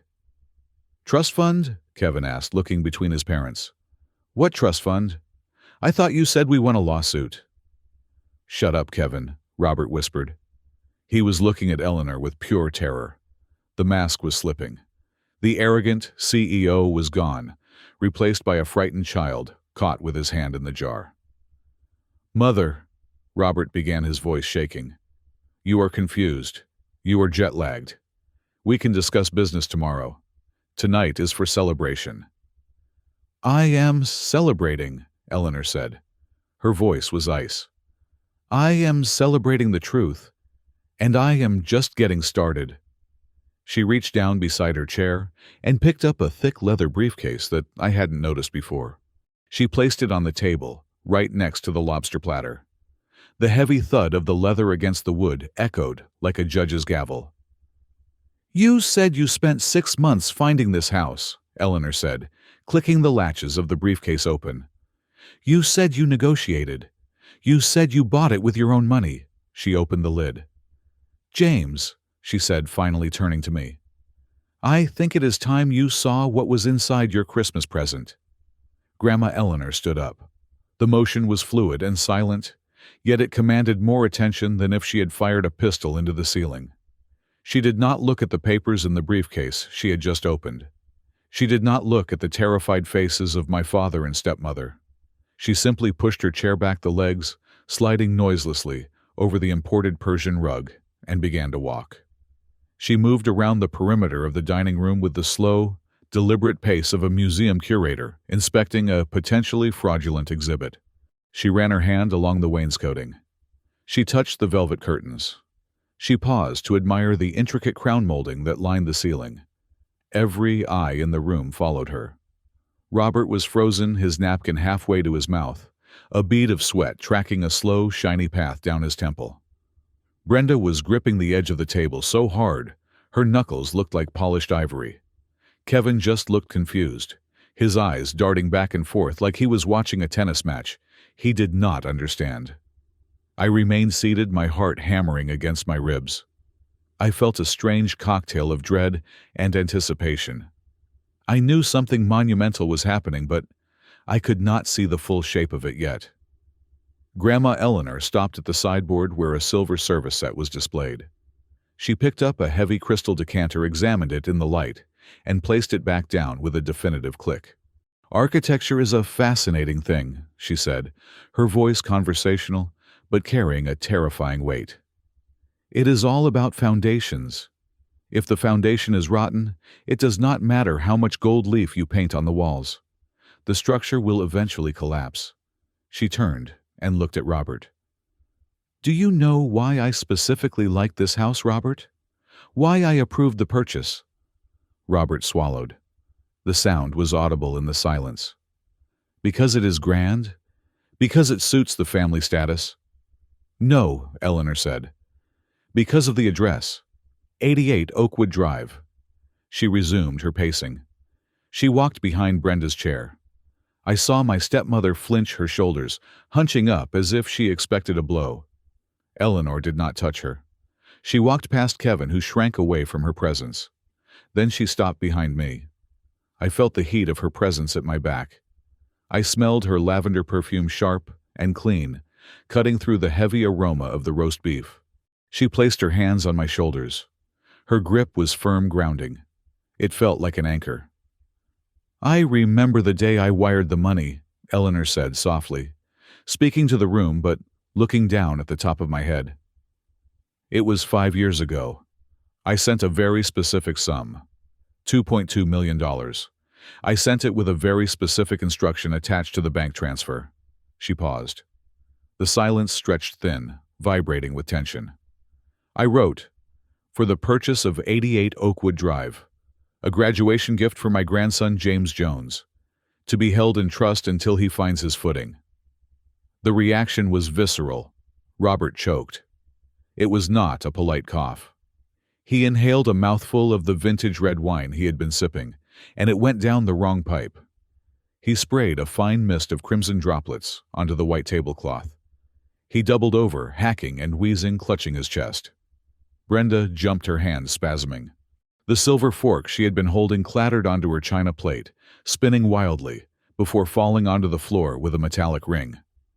"Robert!" Brenda shrieked, reaching for him, but her eyes were fixed on Eleanor with wide, animalistic panic. Eleanor did not move. She did not offer water. She kept her hands on my shoulders, her fingers tightening slightly. "Breathe, Robert," she said coldly. "Guilt is a choking hazard." My mind was reeling. I sat there stunned, trying to process the words she had just spoken. $2 million. A graduation gift. For me. I thought about the last 5 years. I thought about the community college classes I had paid for by scrubbing toilets. I thought about the nights I ate beans from a can because I could not afford fresh vegetables. I thought about the shame I felt every time I had to ask my father for a loan, only to be turned away. All that time there was $2 million? For me. "There must be a mistake," Robert wheezed, wiping red wine from his chin with a shaking hand. His eyes were watering, but whether from the choking or the fear, I could not tell. "Mother, your memory, you know how it gets. You are confusing this with something else." "My memory is excellent, Robert," Eleanor said. "I remember the account numbers. I remember the date. And most importantly, I remember the deed." She took one hand off my shoulder and reached into the open briefcase on the table. She pulled out a document stamped with the official seal of the county clerk. She tossed it onto the center of the table. It landed on top of the lobster platter, covering the dead crustacean with legal jargon. "This is the property deed for 88 Oakwood Drive," Eleanor said. "I had my lawyer pull it this morning. I expected to see the name James Jones listed as the beneficiary of the trust." She leaned forward, her voice dropping to a hiss. "But strangely, That is not what it says. It says the owners are Robert Jones and Brenda Jones. Joint tenancy with right of survivorship. She looked at them with a disgust so profound, it felt like a physical slap. You stole it, she said. You took the money I sent for your son's future, and you used it to build a palace for yourselves. No, Robert shouted, slamming his hand on the table. He stood up, his face purple. That is not true. It is a misunderstanding, a technicality. A technicality? Eleanor asked, raising an eyebrow. Please enlighten me. How is putting your name on my grandson's house a technicality? Robert looked around the room frantically. He looked at Kevin, who was staring at him with his mouth open. He looked at the servants standing by the wall who were pretending to be invisible. Finally, he looked at me.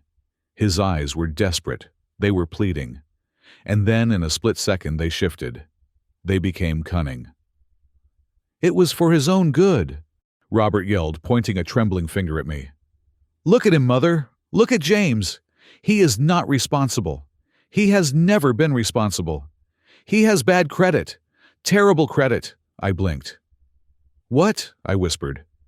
He ruined his credit score. Robert continued talking faster and faster, constructing the lie as he went. Years ago, he made bad decisions, risky loans. If we had put the house in his name, the banks would have seized it. The IRS would have come for it. We had to protect the asset. He turned to Brenda for support. Tell her, Brenda. Tell her about his credit. Brenda nodded vigorously, her diamond earrings shaking. Yes. Yes, it is true. James is terrible with money. He has a score of 400. We couldn't let him lose such a valuable gift. We put it in our names to hold it for him, just until he got his life together. We are essentially just custodians. We are sacrificing our own credit to save him. Custodians, Eleanor repeated, tasting the word like it was spoiled milk. So you are living in his house, driving cars bought with his trust fund, and eating food paid for by his inheritance, all to protect him. We are maintaining it, Robert insisted, sweating profusely. A house like this needs care. James lives in a basement, Mother. He doesn't know how to take care of a mansion. He would let the pipes burst. He would let the lawn die. We are keeping it warm for him, waiting for him to be ready. I stared at my father. The pieces of the puzzle slammed into place with the force of a wrecking ball. Bad credit. 2 years ago, when I applied for that loan to start my business, the bank manager had looked at me with pity. He told me I had a history of defaulted credit cards. Cards I had never opened. Cards I had never seen. I had assumed it was a mistake. I had assumed it was identity theft by some stranger on the internet. I had spent months trying to fix it, hitting dead end after dead end. But it wasn't a stranger. It was him. Robert had used my name.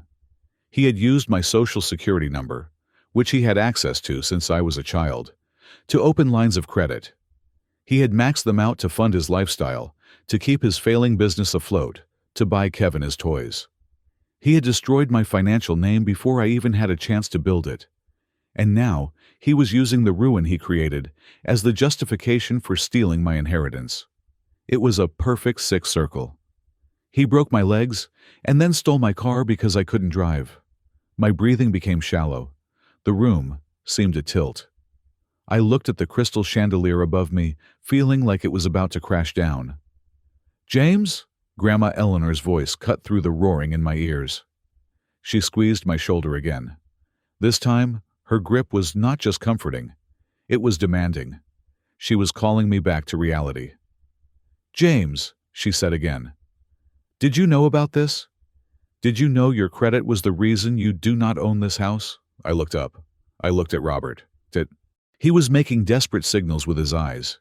He was widening them, tilting his head slightly toward the door, mouthing the word please. He was begging me to play along.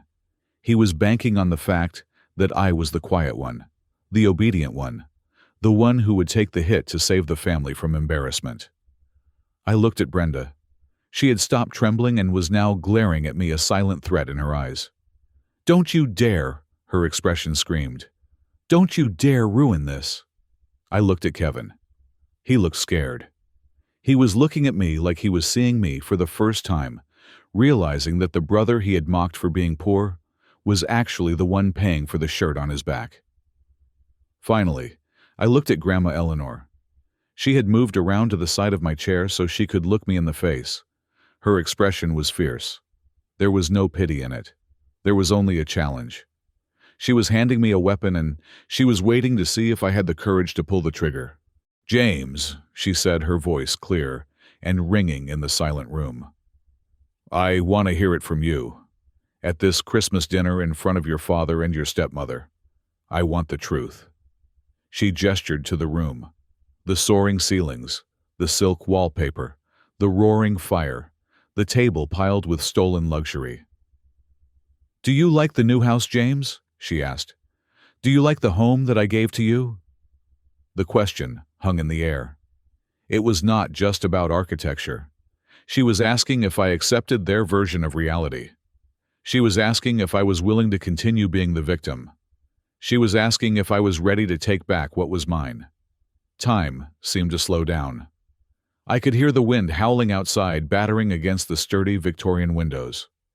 I could hear the soft ticking of the grandfather clock in the hall. I could hear Robert's ragged breathing. I looked at the house. It was beautiful. It was magnificent. It was everything I had drawn on that piece of paper 15 years ago. It was the physical manifestation of a dream I had shared with the only person who loved me. And it was filled with rot. It was filled with the people who had starved me. It was filled with the people who had lied to me. It was filled with the people who had looked at my poverty, a poverty they engineered, and laughed. I looked at the deed on the table, sitting on top of the lobster. Robert and Brenda Jones. I looked at my hands, my rough, scarred working hands resting on the crisp white tablecloth. I took a deep breath. The air tasted of expensive wine and deception. I slowly pushed my chair back. The legs scraped against the wood floor, a harsh, grating sound that made Robert flinch. I stood up. I was taller than Robert now. I was broader. Years of lifting stone and digging earth had given me a physical strength he would never possess. I stood straight, letting the cheap suit hang off me, no longer caring how it looked. I looked directly into Robert's eyes. I saw the fear there. I saw him realize that the game was over. "Do I like the house?" I repeated slowly. I looked at the fireplace where the fire was consuming a log of expensive birchwood. "It is a beautiful structure," I said. "Great bones. Excellent craftsmanship." I turned my gaze to Brenda. She shrank back in her chair. "But," I continued, my voice gaining strength, echoing off the high ceilings, "the foundation is infested." "James," Robert whispered, a warning tone that lacked any real power. I ignored him. I turned to my grandmother.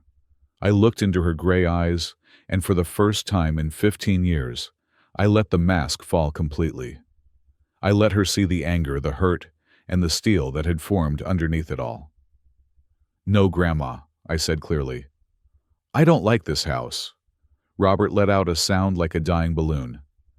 "Why?" Eleanor asked, a small, proud smile touching the corners of her lips.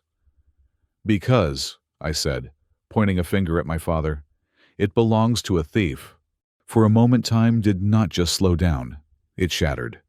The word thief hung in the air above the crystal glassware and the uneaten lobster, like a guillotine blade that had finally dropped. I stood there looking at the man who had raised me, and for the first time in my life, I did not see a father. I did not even see a businessman. I saw a parasite. The realization hit me with the force of a physical blow, knocking the wind out of my lungs. I froze. My body went rigid, locking up as a decade of suppressed memories violently clawed their way to the surface. I wasn't standing in a $2 million dining room anymore. In my mind, I was back in the garage. I could feel the biting cold of the concrete floor seeping through my thin mattress. I could smell the gasoline fumes. I could hear the sound of my own stomach growling in the silence of the night, a hunger that I had learned to treat as a constant companion. I remembered the Christmas when I was 20. I had come to the back door of the main house hoping to just say hello, and looked through the window to see them opening gifts. Robert had given Brenda a diamond necklace.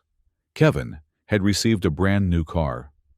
I had walked back to my unheated room and eaten a cup of instant noodles made with lukewarm tap water because I couldn't afford to turn on the hot plate.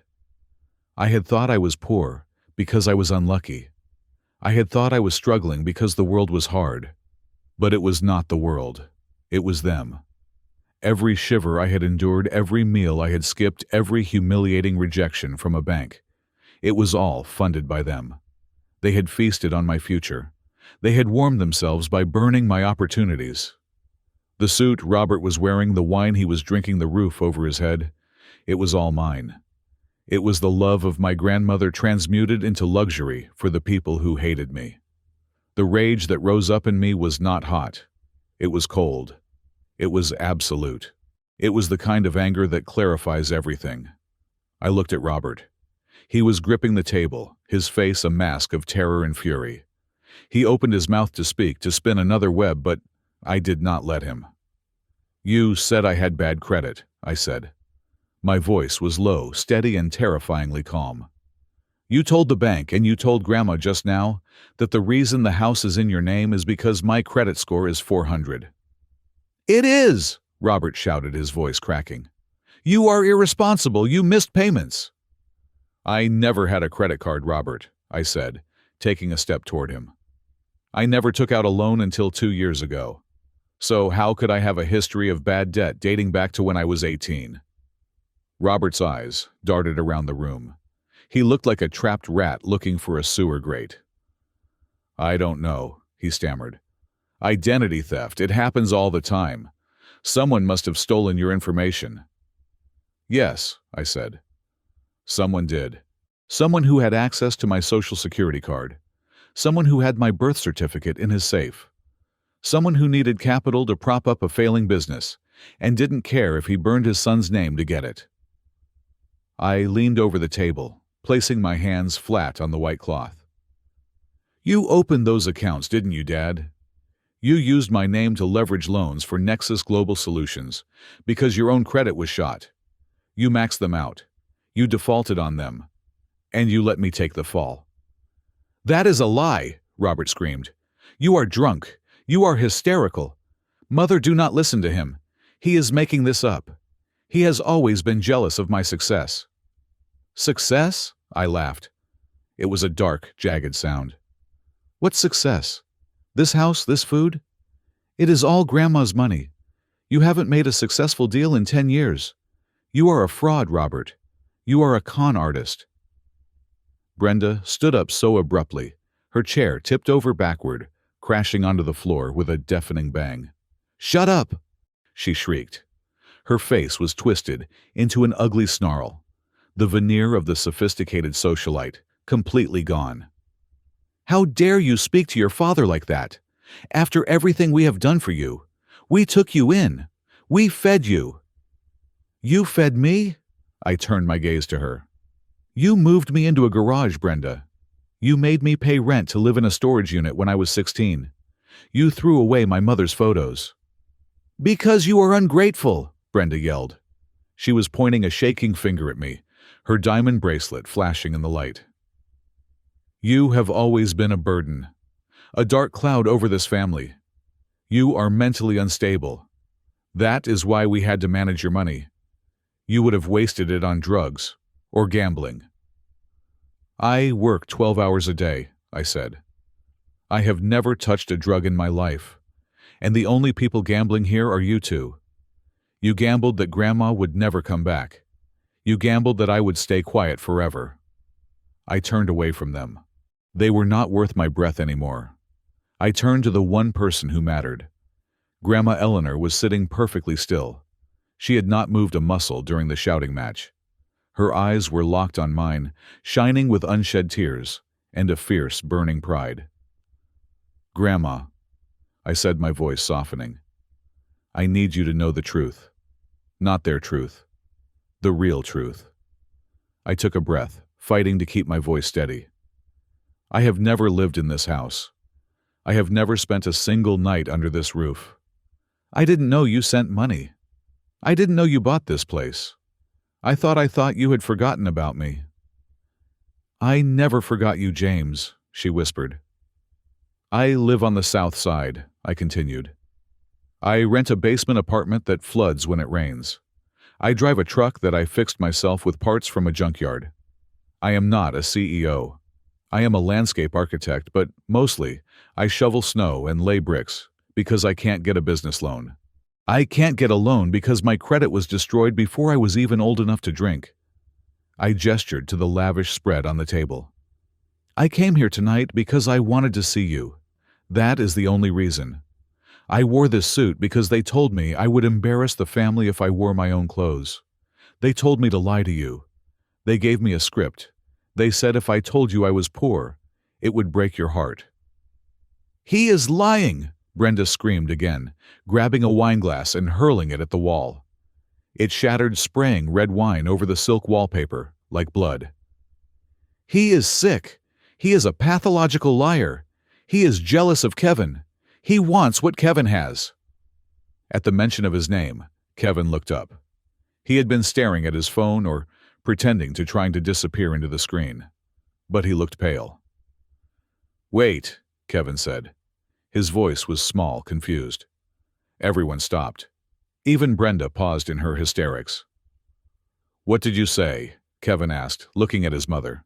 "I said he is jealous of you," Brenda snapped. "Of your talent. Of your future." "No," Kevin said, shaking his head slowly. "Before that, Grandma said she sent money for the house. $2 million. "She is confused," Robert insisted. "It is the dementia." "But," Kevin frowned, his brow furrowing as he tried to perform a basic logical calculation. "You told me we bought this house because you won the lottery. That is what you told me 3 years ago. You said we won a private lottery pool. You said that is where the money for my car came from. And the tuition." The silence that followed was absolute. Robert closed his eyes. It was the final nail. The lie he had told his golden child had just contradicted the lie he told his mother, and both of them had just collided with the lie he told the world. "Lottery?" Eleanor asked. Her voice was deadly quiet. "Is that so, Robert? You told your son you won the lottery with my money?" "It was a figure of speech." Robert yelled, sweat pouring down his face. "Winning a contract is like a lottery. It is a metaphor." "You are pathetic," I said. I looked down at the table, at the untouched food, at the lies plated up like delicacies. I reached for the linen napkin tucked into my collar. I ripped it off. I crumpled it into a ball in my fist. "I am done," I said. "I am done playing your game. I am done being the ghost in your mansion." I threw the napkin onto the table. It landed right in the center of the lobster platter, soaking up the butter sauce. "To answer your question, Grandma," I said, looking her in the eye. "No, I do not like this house. I hate it. It is beautiful on the outside, but inside it is rotten. It is full of liars. It is full of thieves. It smells like greed." I stepped back from the table. "I am leaving. I would rather eat a sandwich in my truck than spend another minute in this mausoleum." "You are not going anywhere!" Robert roared. Something in him snapped. The humiliation was too much. The walls were closing in, and his narcissism could not handle the collapse. He lost all control. "You ungrateful little bastard!" Robert screamed. He lunged across the corner of the table. He was fast for a man of his size, fueled by pure, desperate rage. He raised his hand, aiming a backhand slap at my face, intent on punishing me one last time, intent on putting me back in my place. I didn't move. I didn't flinch. I was ready to take the hit. I was ready to let him assault me because I knew it would only seal his fate. But the blow never landed. Before Robert's hand could connect, the double doors to the kitchen burst open. 2 men in dark suits, who I had assumed were catering staff, standing guard in the hallway, moved with a speed and precision that was terrifying. They were not waiters. One of them intercepted Robert's arm in midair. He caught my father's wrist in a grip of steel, twisting it behind his back in a single fluid motion. "Ah!" Robert screamed, his face slamming into the doorframe as he was spun around. The other man stepped between me and Brenda, who had picked up a steak knife. He didn't touch her. He just held up a hand and stared at her, with a look that promised violence if she moved 1 inch. "That will be quite enough," Grandma Eleanor said. She remained seated. She picked up her wineglass, the one with the 50-year-old wine, and took a calm, measured sip. "Robert," she said, looking at her son who was currently pinned against the wall by a man twice his size. "I believe I forgot to mention, I brought my own security and my own legal team." She gestured to the front door. "And I believe," she added, checking her diamond wristwatch, "that the police should be arriving in exactly 3 minutes." The heavy oak front doors swung open, admitting a gust of freezing wind and snow that swirled into the foyer, dying instantly against the warmth of the heated floors. But the chill that entered with Arthur Sterling was far more penetrating than the Chicago winter. Arthur Sterling was a man who looked as though he had been carved out of granite and dressed in a 3-piece suit. He was my grandmother's personal attorney, the executor of the family trust, and a man whose smile I had never seen in 20 years. He walked into the dining room carrying a thick leather briefcase, his footsteps echoing with a precise military rhythm. He did not look at the shattered wineglass on the wall. He did not look at Brenda, who was clutching a steak knife and hyperventilating. He did not even look at my father, who was currently pinned against the wainscoting by the security guard, his face pressed against the silk wallpaper. Sterling walked straight to the dining table. He placed his briefcase next to the ruined lobster platter, snapped the latches open, and began to lay out documents with the methodical efficiency of a coroner preparing for an autopsy. "Good evening, Madam Eleanor," Sterling said, his voice dry and devoid of emotion. "The local authorities have been notified and are en route to escort the trespassers off the premises. In the interim, I have prepared the evidentiary packet as requested." "Thank you, Arthur," Grandma Eleanor said. She was still sipping her wine, her hand perfectly steady. "Please show them." Sterling picked up the first stack of papers. He held them up for the room to see. "Exhibit A," Sterling announced. "Bank records from the Banque Nationale de Paris, originating from the Eleanor Jones Trust. These records show a wire transfer of $2.2 million sent 5 years ago for the express purchase of real estate." He dropped the paper onto the table. Then he picked up another. "Exhibit B, bank records from the recipient account here in Illinois. The account was nominally titled the James Jones Preservation Fund. However, as you can see from these transaction logs, the funds were not used to purchase the property in the name of the beneficiary." He slid the paper across the table toward Kevin, who was staring at it with wide, terrified eyes.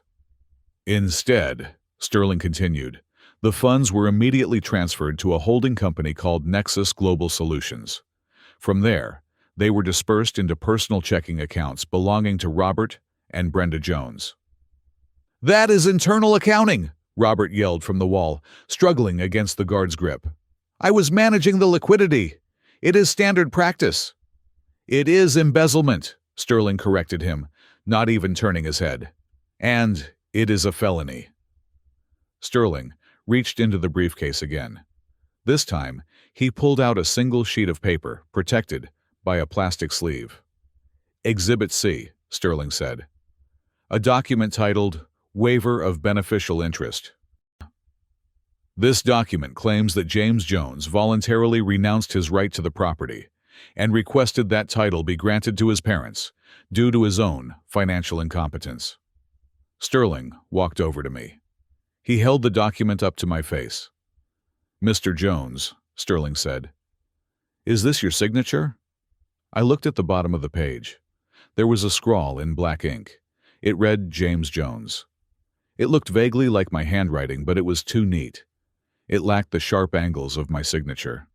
It was a tracing, a poor imitation. "No," I said, my voice cold. "I have never seen this document in my life." "I thought not," Sterling said. We had a handwriting analysis expert review this morning. The pressure points indicate a forgery. Specifically, a tracing done by someone with a heavy hand.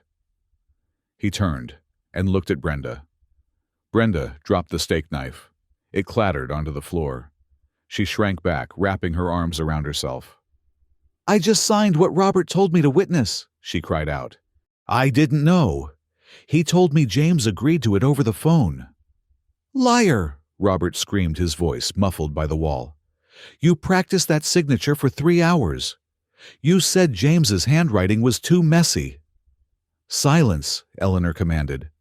She stood up again. She walked over to the table where Sterling had spread the evidence of their betrayal. She looked at the papers. Then she looked at her family. "The house is a large asset," Eleanor said softly. "It is easy to see a house. It is easy to steal a house. But that was not the only thing I sent." She looked at me. Her eyes were filled with a deep, aching sorrow. "James," she said, "for the last 5 years on the first day of every month I have wired an additional $5,000 to the trust account. It was labeled stipend. It was meant for you. It was meant to pay for your groceries, your heating bills, your clothes. I wanted you to be comfortable while you built your career." My mouth fell open. $5,000 a month. I did the math in my head instantly. 60 months. $300,000. I thought about the nights I had gone to sleep hungry. I thought about the time my truck broke down and I had to walk 5 miles to a job site in the rain because I didn't have $50 for a tow. I thought about the time I got a tooth infection and pulled the tooth out myself with pliers and whiskey because I couldn't afford a dentist. $300,000. "Where is it?" I whispered. "Where is the money?" Eleanor did not answer me. Instead, she turned her head slowly and looked at Kevin. Sterling followed her gaze. He picked up a final spreadsheet. "Analysis of discretionary spending," Sterling read. "Tuition payments to private preparatory schools. $50,000. Lease payments for a Porsche 911. $48,000 over 2 years. Luxury travel expenses. $30,000. Clothing and accessories." Sterling paused. He looked at the gold Rolex on Kevin's wrist. "Purchases at high-end boutiques totaling $75,000. The room was silent. We all looked at Kevin. Kevin was wearing my hunger on his wrist. He was wearing my frozen nights in the garage on his back. He was driving a car paid for with the dentist appointments I never made. Kevin looked down at his watch. He looked at his designer shoes. He looked at his mother. "Mom," Kevin whimpered. You said Dad's business was booming. You said this was our money." "It is our money," Brenda screeched, her voice cracking. "We are a family. What belongs to one belongs to all. James doesn't need it. Look at him. He is happy being a laborer. He likes the struggle. It builds character." "Character?" I stepped forward. My hands were shaking not from fear, but from the effort of not flipping the table. "You think I liked pulling my own tooth out, Brenda? You think I liked shivering so hard I bit my tongue? You stole $300,000 from me, and you bought a watch?" "It is a nice watch," Kevin mumbled stupidly, instantly regretting it, as Brenda slapped his arm. "Enough," Eleanor said. She walked to the center of the room. She looked like a judge pronouncing a death sentence. "This house," she declared, her voice ringing off the crystal chandelier, "is the legal property of the Eleanor Jones Trust. The deed holding Robert and Brenda's names is void due to fraud. Mr. Sterling has already filed the emergency injunction." She turned to Robert. The guard finally released him, letting him slump to the floor. Robert rubbed his wrist, looking up at his mother with wide, watery eyes. "Robert," Eleanor said, "you have violated the terms of the trust. You have committed fraud, forgery, and embezzlement. But worse than that, you have betrayed your blood." She pointed to the door. "Get out," Robert blinked. "What?" "Get out of this house," Eleanor said. "Right now, tonight." "Mother, be reasonable," Robert pleaded, scrambling to his knees. He looked pathetic. The velvet tuxedo jacket was rumpled, his hair was a mess, and his dignity was gone. It is Christmas. It is a blizzard out there. We have nowhere to go." "You have a credit card, don't you?" Eleanor asked coldly. "Oh, wait. No.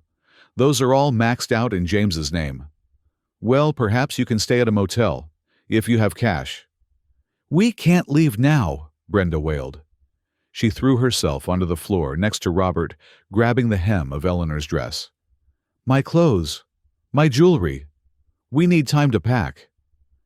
"You may take what you are wearing," Eleanor said, pulling her dress away from Brenda's grasping hands.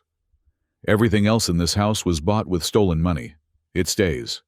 The police will oversee an inventory tomorrow. If you can prove you bought an item with money you actually earned, you may have it back. But considering you haven't earned a dime in 10 years, I doubt you will be taking much." "This is illegal," Kevin shouted, standing up. "You can't kick us out. I have rights. I have my gaming rig. I have my life here." "You have nothing," Eleanor snapped, spinning on him. "You are 22 years old, Kevin. You are a man. And yet you stand there draped in stolen goods whining about a video game while your brother has been starving? You are a parasite." "It's not my fault," Kevin cried, backing away. "They bought it for me. I didn't know." "You knew enough not to ask questions," Eleanor said. "Get out." "Please." Robert crawled forward on his knees. He reached out for Eleanor's hand, tears streaming down his face. "Mom, please. Don't do this. I am your son, your only son. I made a mistake. I will fix it. I will pay it back. Just don't humiliate me like this." "You humiliated yourself," Eleanor said, looking down at him. "And you are wrong, Robert." She looked at me. "You are not my only son. Because I do not have a son who steals from his own child. I do not have a son who would let his own flesh and blood freeze in a garage while he drank vintage wine. That man is a stranger to me." Robert let out a sob that sounded like an animal dying. He turned to Brenda, his face twisting into ugliness. "This is your fault," Robert screamed, shoving Brenda. "You harpy! You wanted the house. You wanted the parties. I told you we couldn't afford it. I told you Mother would find out." "Me?" Brenda shrieked, shoving him back. She clawed at his face, leaving red marks on his cheek. "You are the one who cooked the books. You are the failed businessman. You promised me a lifestyle you couldn't provide. You are a loser, Robert. A loser!"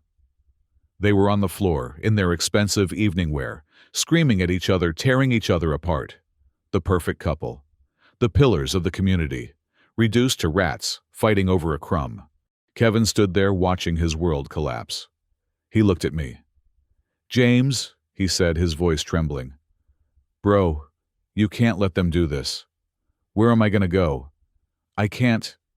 I don't know how to do anything." I looked at him. I looked at the brother who had mocked my truck. I looked at the brother who had never once in 15 years offered to share his abundance with me. I felt a strange sensation in my chest. I waited for the joy. I waited for the vindication. I waited for the thrill of revenge. But it didn't come. Instead, I felt a vast, hollow emptiness. I felt a profound pity. They were so small. Without their money, without their lies, without the props they had stolen from me, they were nothing. They were just empty shells screaming into the void. "You're right, Kevin," I said quietly. "You don't know how to do anything. Maybe it is time you learned." Sterling checked his watch. "The police are pulling into the driveway." "Good," Eleanor said. She signaled to the security guards. "Escort them out. If they resist, drag them." The guards moved in. They hauled Robert and Brenda to their feet. Robert was still sobbing, his legs dead weight. Brenda was screaming obscenities that would make a sailor blush. Kevin walked out under his own power, but he looked like a zombie, stumbling blindly toward the door. I watched them go. I watched as the heavy oak door opened, revealing the swirling snow and the flashing blue lights of the police cruisers.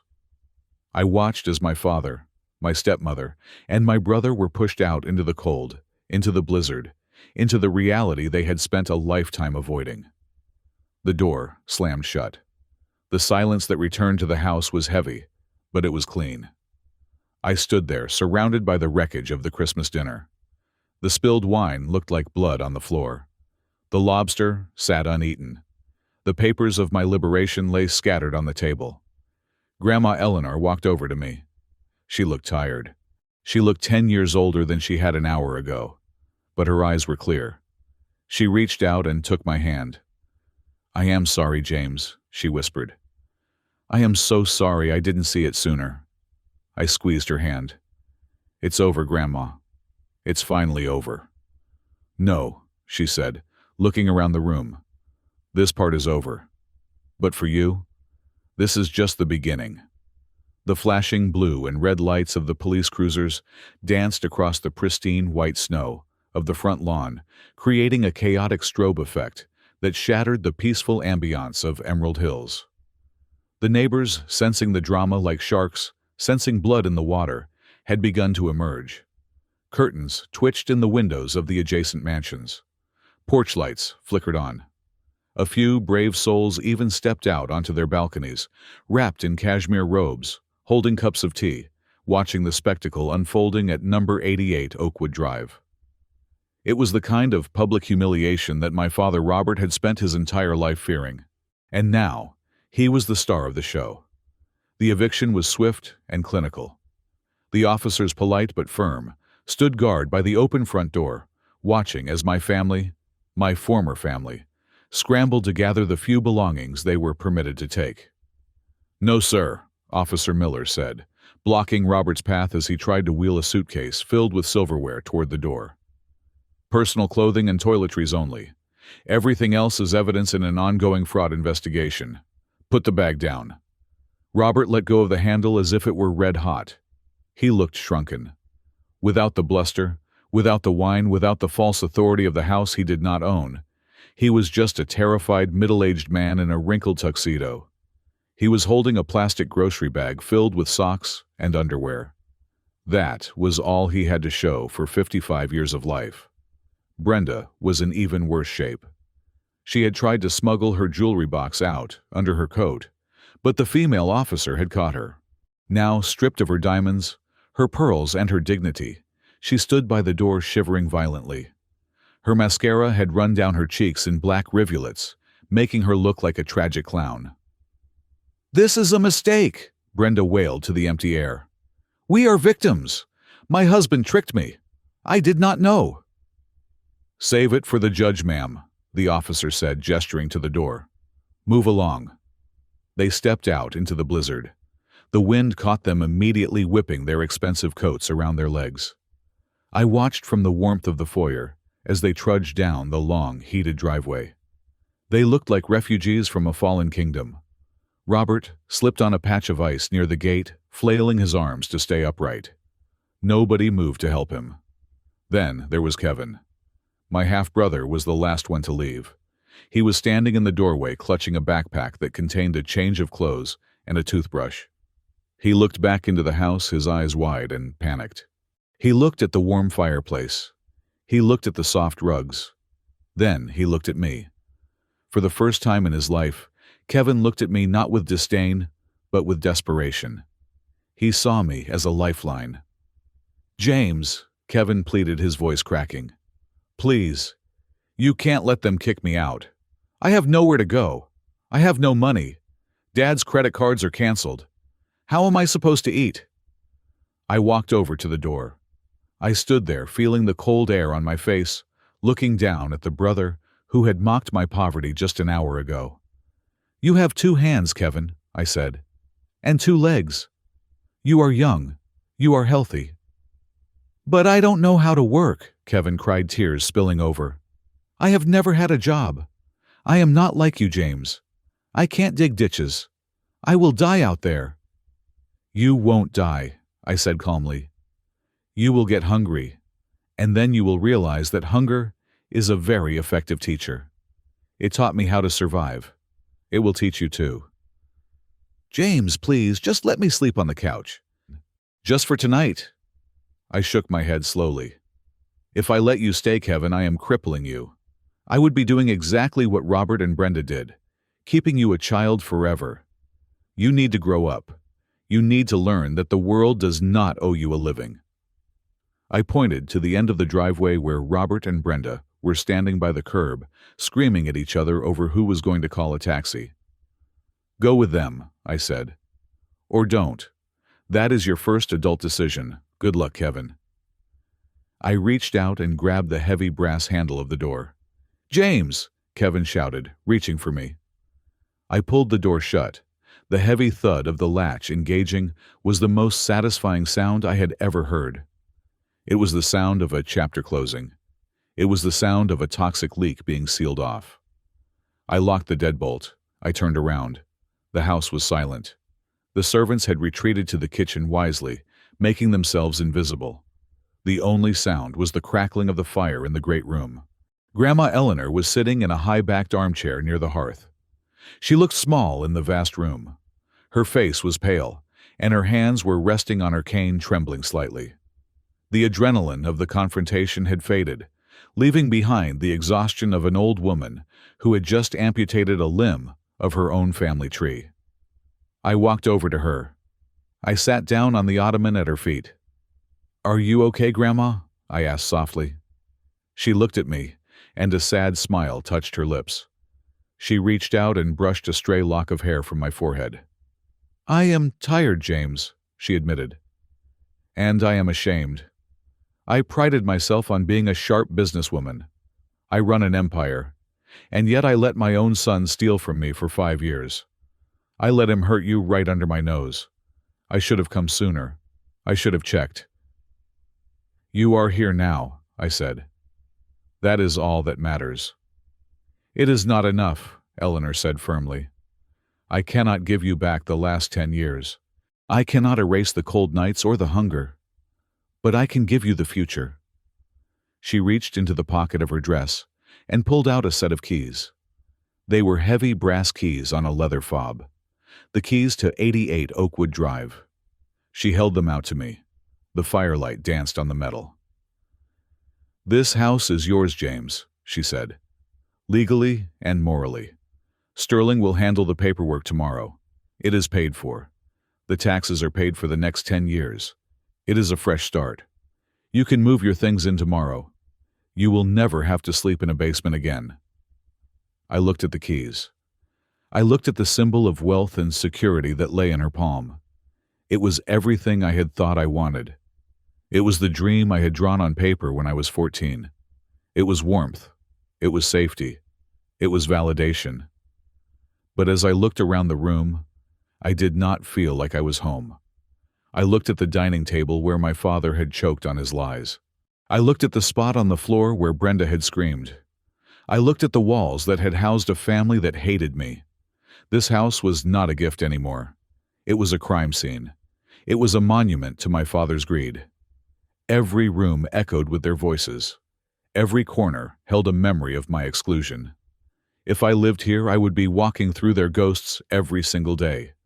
I would be the master of a haunted house. I closed my grandmother's hand, gently curling her fingers back over the keys. "I can't take it, Grandma," I said. Eleanor blinked, surprised. "What?" "James, it is a $2 million estate. It is yours." "I know," I said. "And I am grateful. More than I can say. But I cannot live here." "Why?" she asked. "Because this isn't my house," I said, looking into the fire. "This is Robert's fantasy. He chose the furniture. He chose the art. He chose the address to impress his friends. If I move in here, I am just living in his skin. I need to shed that skin, Grandma. I need to build my own life, not just inhabit the wreckage of his." Eleanor studied my face for a long moment. She saw the resolve in my eyes. She saw the architect in me, the man who wanted to build, not just inherit. "So, what do you want to do?" she asked. "Sell it," I said without hesitation. "Sell it all. The house, the furniture, the wine, the sculptures, everything." I took a deep breath. I had a plan. A real plan. "I want you to take half the money back," I said. "Put it back in the trust. I don't want to feel like I took advantage of you." "And the other half?" Eleanor asked. "I will use it to start my firm properly," I said, a smile finally breaking across my face. Green Earth Landscapes. I will buy the equipment I need. I will hire a crew, guys like me who need a second chance. And I will buy a house, a small house. Maybe a fixer-upper with good bones in a quiet neighborhood. Something I can restore with my own hands. Something that is mine. Grandma Eleanor stared at me. Then her eyes began to shine. The sadness vanished, replaced by a radiant, fierce pride. She leaned forward and cupped my face in her hands. "That," she whispered, her voice thick with emotion, "is exactly what your mother would have said. You are not Robert's son, James. You are hers. You are a builder." "Is that a yes?" I asked. "It is a yes," she said. "We will sell it first thing in the morning." She sat back, looking lighter, as if a weight had been lifted from her shoulders. Then her gaze drifted up to the space above the fireplace. Hanging there in a massive gilded frame was a portrait. It was an oil painting commissioned by Robert last year. It depicted Robert, Brenda, and Kevin standing in a meadow, looking noble and aristocratic. The artist had clearly been paid extra to make Robert look thinner and Brenda look younger. They looked down at us from the canvas with arrogant painted smiles. It was the final insult, a permanent record of the lie. "There is one thing we cannot sell," Eleanor said, eyeing the painting with distaste. "Nobody would buy that. It is too tacky." I stood up. I walked over to the fireplace. I reached up and grabbed the heavy gilded frame. It was heavy, weighted down by vanity. I pulled it off the wall. The wire snapped with a twang. I held the painting in my hands. I looked at the painted faces of the people who had tried to break me. They didn't look scary anymore. They looked ridiculous. They were just pigment on canvas easily destroyed. "Do you want to do the honors?" I asked Grandma. "Oh no," she said, her eyes twinkling. "This is your project, James." I turned the painting sideways. I braced it against my knee and snapped the wood frame. It cracked loudly. I tore the canvas from the backing. I threw the frame onto the floor. Then, holding the canvas like a sheet, I tossed it into the roaring fire. The flames licked at the edges of the painting. The oil paint bubbled and hissed. I watched as the fire consumed Robert's velvet jacket. I watched as Brenda's painted diamonds turned to black soot. I watched as the perfect, happy family curled up into ash and smoke, disappearing up the chimney into the cold night air. It was the most beautiful thing I had ever seen. I sat back down on the ottoman next to Grandma. We watched the fire burn, warming our hands on the destruction of the past. For the first time in 15 years, I felt truly warm. I felt clean. The blizzard raged outside, burying the driveway, burying the footprints of my father, burying the old life. But inside it was quiet. It was peaceful. "Merry Christmas, James," Grandma Eleanor whispered, leaning her head on my shoulder. "Merry Christmas, Grandma," I said. I walked out of that $1 million mansion 2 days later, and I never looked back. I didn't take anything but my old coat and the check that would start my new life. I didn't need their house. I didn't need their approval. I had regained something far more valuable than a Victorian estate. I had regained my dignity. I had regained my name. And I had regained the love of the only family member who mattered. It has been 6 months since that night. Green Earth Landscapes is fully booked for the spring season. I just bought a small bungalow on the north side of town. It needs a new roof and the plumbing is shot, but it has a porch where I can watch the rain, and every brick in it belongs to me. As for my parents, the last I heard, the investigation is still ongoing. Robert is facing charges for embezzlement and fraud. Brenda is filing for divorce, claiming she was a victim, though nobody believes her. And Kevin? I saw him last week. He was working the drive-through window at a fast food joint downtown. He looked tired. He looked humbled. He handed me my coffee and he didn't say a word, but he nodded. It was a start. They are living in a motel on the edge of the city, apparently arguing every night about who has to pay for the room. I don't hate them anymore. I don't have space for hate in my new house. I just hope that one day they learn the lesson that the cold garage taught me. You cannot build a life on a foundation of lies. Thank you so much for listening to my story. It was a long journey from that freezing garage to where I am today, and I am grateful I could share it with you. I would love to know where you are tuning in from, so please leave a comment below, sharing your location and your thoughts on today's tale. I read every single one. If you enjoyed this story and want to hear more Justice Served Cold, please subscribe to Calm Revenge Stories. Hit the like button and press the hype button to help this video reach more people. Your support means the world to us.